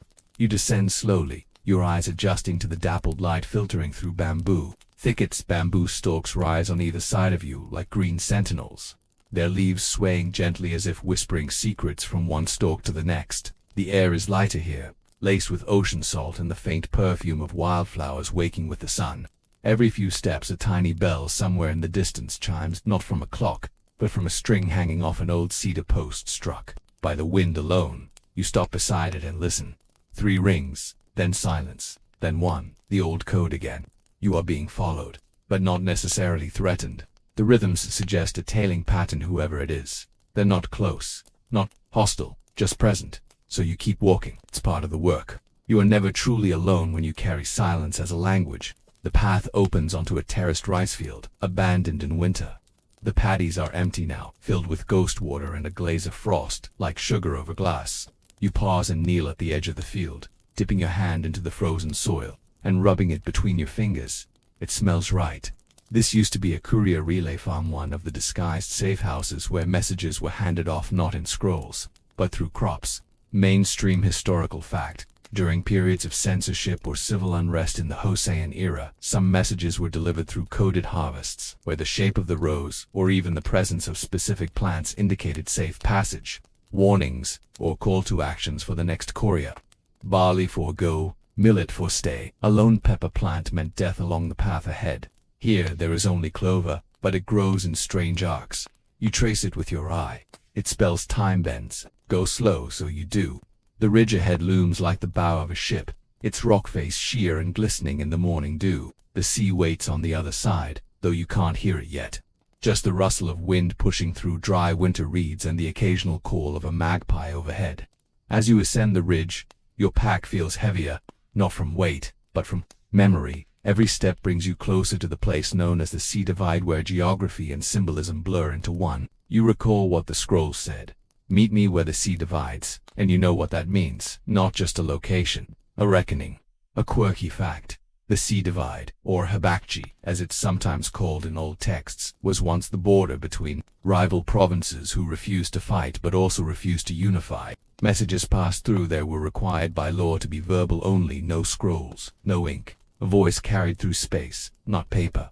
Even today, the area is known for its echo. You reach the summit by midday, sweat cold on your back and fingers, stiff from the climb. The view is staggering. Below, 2 sheer cliffs part like ancient curtains, and the ocean rushes between them in a violent whisper. Waves crash against hidden stones, then recede, then crash again. The rhythm reminds you of a heartbeat, but whose you step to the edge, boots gripping the damp lichen-covered rock, and you see it, a figure on the opposite cliff, standing still, barely a silhouette against the pale sky. Your breath catches. You know that posture. They lift one arm slowly, fingers spread, a signal from the old days. I carry your silence. You lift your hand in return. I hear it, and then you wait. Neither of you moves for a long time. There is nothing to say. Not yet. The wind carries your shared memory between the cliffs, like a bridge you don't need to build with stone. Eventually the figure disappears into the trees, and you do the same. The message has been received, not exchanged, not recorded, just understood. A scholarly debate emerges quietly in your thoughts. Were these message encounters between couriers ever real, or are they romanticized inventions of modern historians trying to paint an emotionally resonant picture of communication in isolation? After all, with no witnesses and no written record, who can say what was truly exchanged on these cliff edges? But you know better. Some messages live only in presence. You descend through the trees, following a ridge path that curves sharply east. The canopy thickens again, and the sound of the sea fades behind you. You are back in the folds of the forest, where bark splits in silent pain and moss grows in the shapes of ancient symbols. As you walk, you notice a new scent, faint but clear. Smoked fish. That means a village nearby. You adjust your hood, make yourself appear unremarkable, just another traveler, not someone who carries coded silence and unread scrolls. The village appears like a watercolor, washed out roofs, curled wood, low fences. A child runs across a yard chasing a hoop. A woman beats a rug with a wooden paddle, scattering dried flowers into the wind. You pass through without drawing attention, nodding softly to those who make eye contact. The inn at the village's edge is humble, but the door is open, fire crackling inside. You enter and sit quietly in the corner. The innkeeper doesn't ask questions, just places tea before you and returns to his stew. You sip. The warmth sinks in like forgiveness. You don't sleep. Couriers rarely do, but you rest, and for a while that is enough. The time they rode in reverse the fire in the village and pops quietly, sending up occasional sparks that vanish before reaching the low rafters. You sit with your back to the wall, eyes half-lidded, letting the sounds of life around you wash over like a river too shallow to swim in but too wide to leap. A spoon clinks in a bowl. A floorboard groans beneath a cat's sleepy stretch. Outside, someone hums an old tune under their breath, just loud enough for you to recognize the rhythm as one once used to signal a safe house. You smile, barely. A mainstream historical fact. Korean couriers in the late Joseon era often relied on embedded signals within ordinary life. Songs, embroidery patterns, door placements, even the height of a rice stack could convey meaning. The closer to the capital, the more subtle these signals had to become, often invisible to anyone except the trained eye or ear. You finish your tea and quietly leave 2 coins on the table, 1 copper, 1 tin. That combination in that order means, I passed safely. You slide the door open, letting in the scent of dry firewood and smoke, and step out into the falling dusk. The path east begins again, now through open hills dotted with granite boulders like resting beasts. The wind is stronger here, tugging at your sleeves with sudden playfulness, as if to remind you that you're not done yet. You walk slowly at first, letting the rhythm of your feet align with the rising song of crickets in the tall grass. There's something comforting about these in-between places, neither forests nor village, just land doing what land does. You reach a fork in the trail. Both sides are well worn, both familiar, but someone has placed a white string across one, tied from tree to tree, low enough to stop a horse. A sign that way is closed, for reasons unknown. So you take the other. You descend into a small valley where a stream sings over smooth rocks, and the moon begins to rise behind you like a watchful friend. You remember an old saying among the courier network: a message in daylight travels faster, but the one in moonlight travels truer. You walk without a lantern, relying on the memory of trees and the soft sheen of moonlight along the water's edge. A quirky fact: some elite couriers trained their eyes to interpret moon shadows like daytime maps. They could navigate by the bend of shadows on moss, the glint of a wet stone under starlight, even the way fog pooled at certain turns in the land. You spot a familiar landmark, a hollow log with a notch cut in the top. Inside, nestled like a sleeping bird, is a small cloth pouch. You retrieve it and open it beneath the moonlight. A strip of dyed paper with 3 brush strokes across it, 1 thick, 1 thin, 1 smeared. The meaning is clear: detoured by need, not danger. You nod and adjust your course toward the eastern ridge. The detour takes you through a glade thick with sweet-smelling shrubs. Fireflies blink in and out like hesitant thoughts. You pause by a tree to drink from your gourd and eat a handful of dried chestnuts. The silence here feels different, empty, but listening. You've been watched before, of course, many times. But tonight, it feels like the forest is simply curious, not suspicious. A scholarly debate, you recall, flickers into your thoughts. Some historians argue that the courier system's mystical aura is overblown, the product of romanticized retellings and unreliable oral tradition. They claim that most messages were simple, the courier's ordinary, and the roots more about logistics than lore.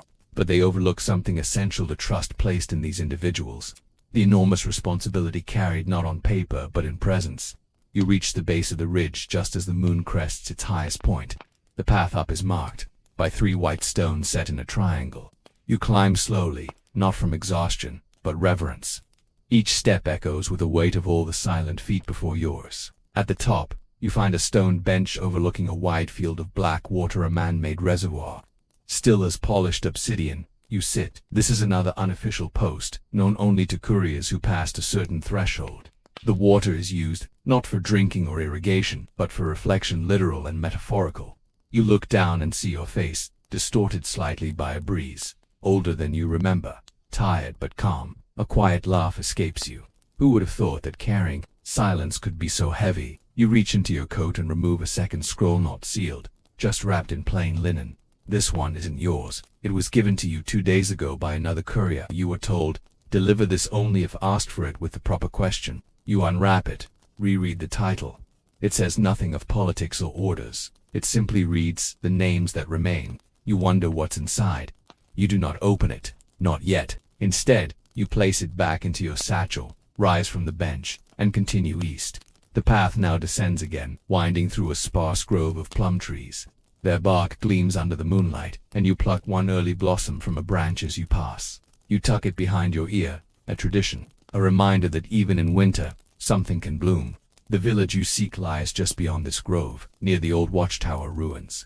You'll arrive before sunrise if you keep moving. You hum softly, to yourself, an old tune from training days. Not to entertain, but to keep rhythm, to stay awake. The courier does not stop until the message becomes silence again. The courier who never slept again. You leave the plum grove with the blossom still tucked behind your ear, the petals trembling slightly in the night wind like a memory that hasn't fully settled. The trail ahead tilts downward gently now, more suggestion than path, woven between scattered stones and tufts of frostbitten grass. It's the kind of terrain that shifts beneath your feet, not quite treacherous, but never cooperative either. You adjust your stride to a soft shuffle, letting your boots test the ground before fully committing your weight, an old courier's habit taught to avoid breaking twigs or worse, her ankles. The moonlight above is beginning to thin, curling into the west behind a veil of drifting clouds. Ahead, you begin to make out the silhouette of the old watchtower ruins, rising crookedly from a ridge that watches over a sleeping village nestled below. From a distance, the watchtower looks almost like a finger pointing upward in protest. Worn down to the knuckle by centuries of wind and rain, a mainstream historical fact during the height of the Hosan dynasty. Thousands of watchtowers like this one formed a countrywide communication network known as Bongwasan, or the beacon fire system. Flames lit atop each tower signaled messages across vast distances, warnings of invasions, royal decrees, or shifts in policy. Though many towers were dismantled or fell into ruin by the 19th century, some like this one were quietly repurposed by independent courier networks. You approached the base of the tower. The stones are cracked and moss-laden, but the small entry alcove remains intact. You duck inside, the ceiling low enough to force humility. Inside you find a signal stone, untouched, a flat slate, with a bowl-shaped depression in the center. You reach into your satchel and retrieve a folded scrap of rice paper, barely the size of your palm, with a single brushstroke on it, a horizontal line intersected by two vertical dots. You burn it in the bowl with a twig and a flint spark.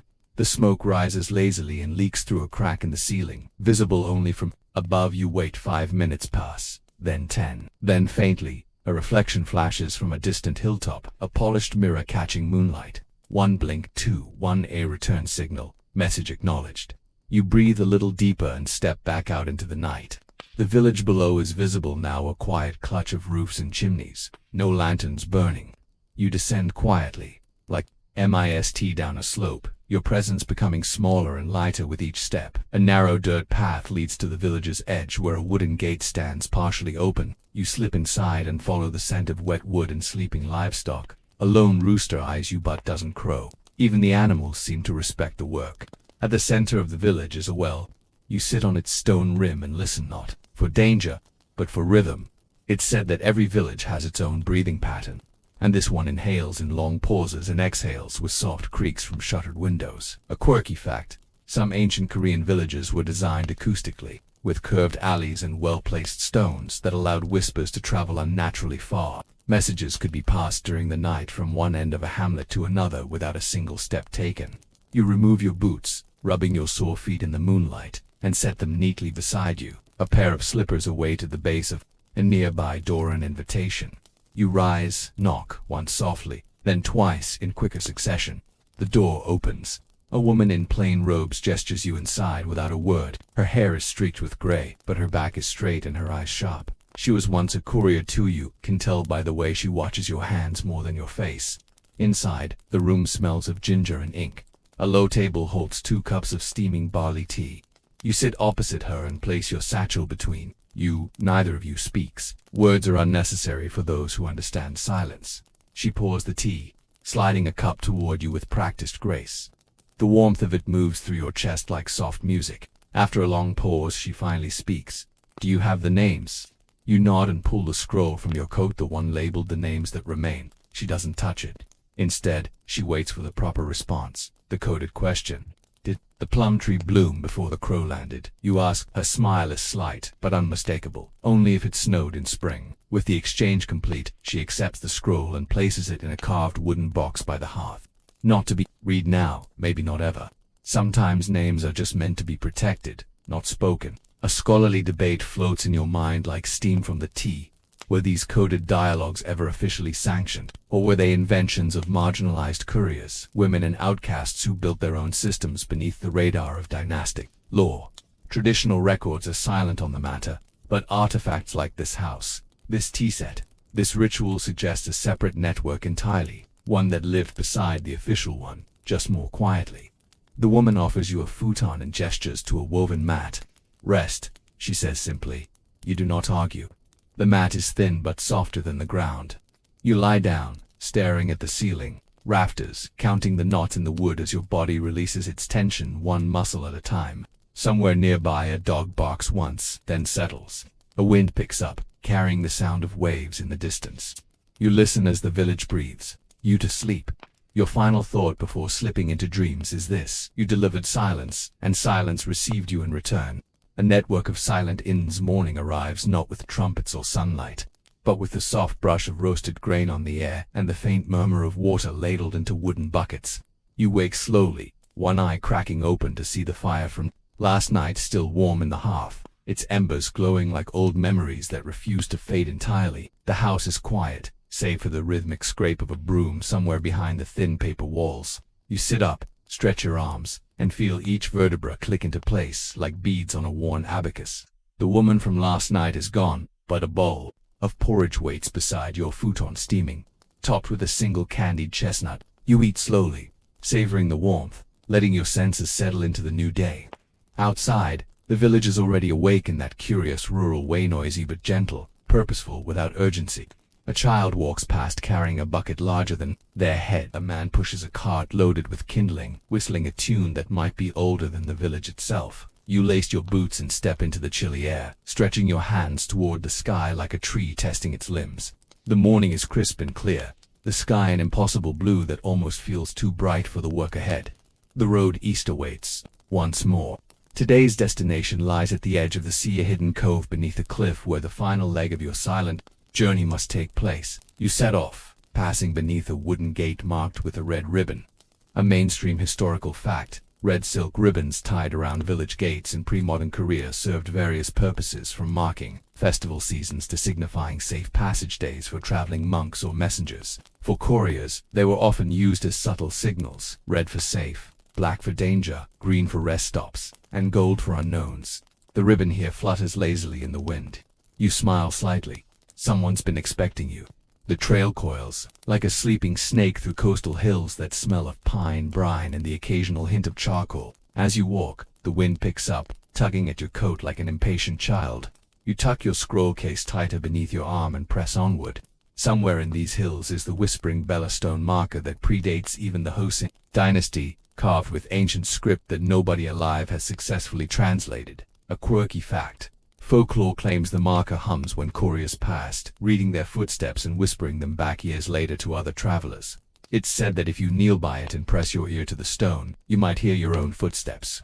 Before you've even taken them, you round a bend and see it, a squat obelisk mottled with moss and lichen, standing crookedly among wind-bent reeds. You step close and place your palm against it. The stone is warm. You don't hear a whisper exactly, but something like breathless anticipation curls inside your ear.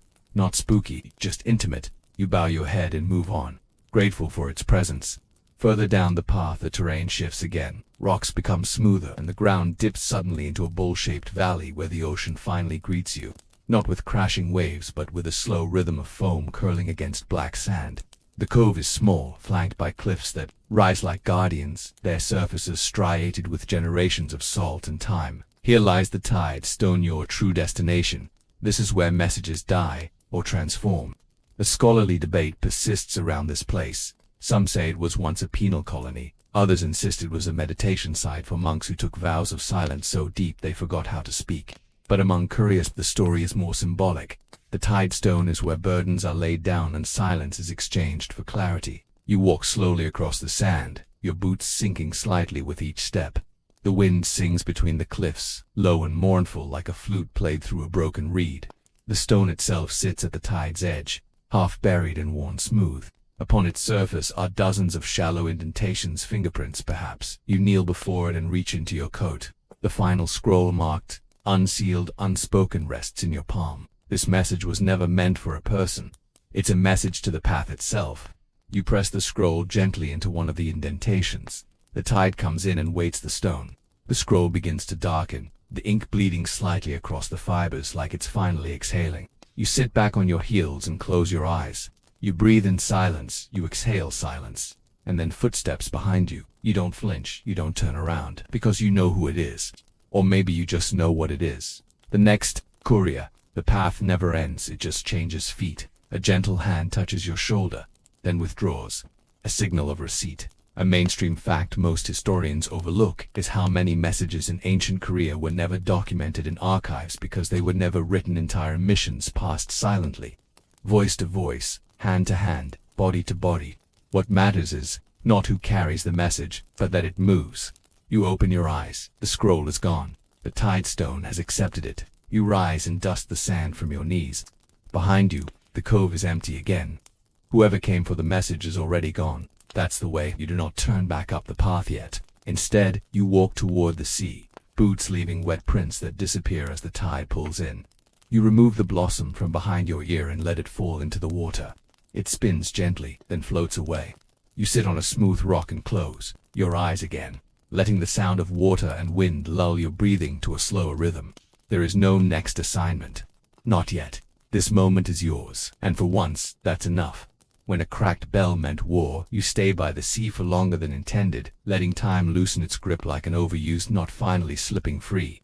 The air smells of salt and wet stone, and for a brief moment, you're not a courier or a keeper of codes, you're just a soul watching the water repeat itself. The tide breathes in and out like a sleeping creature. And somewhere across the open sea lies another shore where someone else might be standing just as you are, wondering if the path ends here or begins again. You rise eventually, because stillness, while beautiful, is not your purpose. Your path takes you back up the ridge, feet lighter than when you came. You no longer carry a scroll, but you carry the weight of its delivery, the invisible residue of a message passed without sound, without ink, yet still unmistakably real. The trail is quieter now. Even the birds seem to chirp more thoughtfully, as if aware of the sacred hush you walk with. You pass beneath an arch of gnarled pine branches, and spot a familiar marking carved into the bark. A crescent moon above a straight line. It's a marker from another network entirely, one seldom discussed in scrolls or lectures.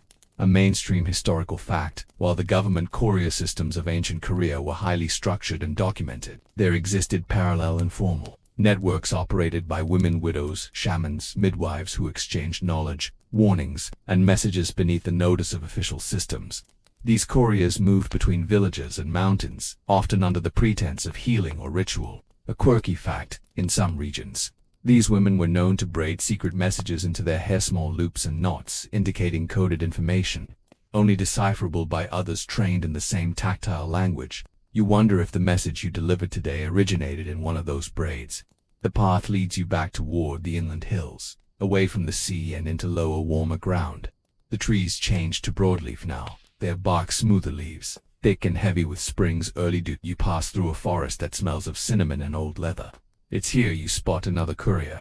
She is leaning against a tree, sharpening a stick with a blade so small it might be mistaken for a fishbone. She doesn't look up when you pass, but her voice carries clearly through the air. Your steps were loud this morning. You pause, smile. I was letting the stones do the talking. She laughs softly, a sound like rice pouring into a bowl. She's not there to exchange messages, she's resting. You offer her a strip of dried plum, and she accepts it with a nod. No more than that. Couriers don't need much conversation to understand each other. A scholarly debate flickers in your memory. Were these networks of couriers truly as interconnected as modern historians romanticize, or were they more fragmented, chaotic, isolated? Some scholars argue that the lack of centralized record-keeping is proof of disorganization. Others counter that the silence is the record, that the absence of documentation reflects the very success of their secrecy. You lean toward the latter. Silence well kept is a sign of efficiency, not absence. By afternoon, you arrive at a small bridge crossing a river that runs copper-brown with spring runoff. The bridge is narrow, barely wide enough for a donkey cart, and one side is marked with a pattern of hanging gourds, hollowed, painted, and arranged in specific heights. You recognize it immediately. A signal to remove insignias and travel as a civilian. You unclip the small pin from the inside of your coat, a flat disc etched with a courier, Isse insignia auf soon, halfly fanned. Drop it into your pocket. Your posture changes slightly, your gait more casual. If you're stopped now, you're no one special, just another traveler heading toward the mountains. Beyond the bridge lies a valley with terraced farms, all spring green and busy with the sound of tools clinking and farmers shouting to one another. You pass an old man mending a fence who gives you a curious glance. Coming from the coast, he asks. You nod. Wash my feet there, he chuckles. Better than washing your conscience. He returns to his fence, and you to your silence. You stop at a roadside tea stand, not marked on any map, its walls made of woven reeds and its roof held down with river stones. The woman running it wears no shoes and has ink stains on her fingers. She pours you barley tea and serves a rice cake wrapped in pine leaf. Neither of you speaks. You drink, eat, and slide a folded piece of blank paper across the counter. She glances at it, nods once, and places it beneath her stool. It's not a message. It's a receipt for silence exchanged, not purchased. You leave quietly. As twilight creeps in, your path merges with a stone-paved road heading toward the town where your journey began. You feel the hum of places you passed through, the echo of scrolls you carried, the vibration of silent agreements between strangers. You recall the whispering marker, the tide stone, the woman with ink on her fingers. The message is gone, but its residue is layered in you now. Like Lacquerage Journey, a transparent coat that deepens your finish. By the time you reach the edge of the town, night has fallen. Paper lanterns glow along the rooftops, casting warm orange circles onto the cobblestones. You pass unnoticed, as couriers do, your face shadowed beneath your hood. You pass the bathhouse, the smithy, the closed market stalls. You pass a woman hanging laundry by lantern light and a boy sweeping dust from temple steps. None look at you twice. You are the ghost in their periphery, the rhythm beneath their regular lives, and that is exactly as it should be. You turn one final corner and stop outside a house with wooden beams stained dark from time. You knock once, then twice, then again with a longer pause. The door opens. Inside, a man with white hair and eyes like rainwater nods without surprise.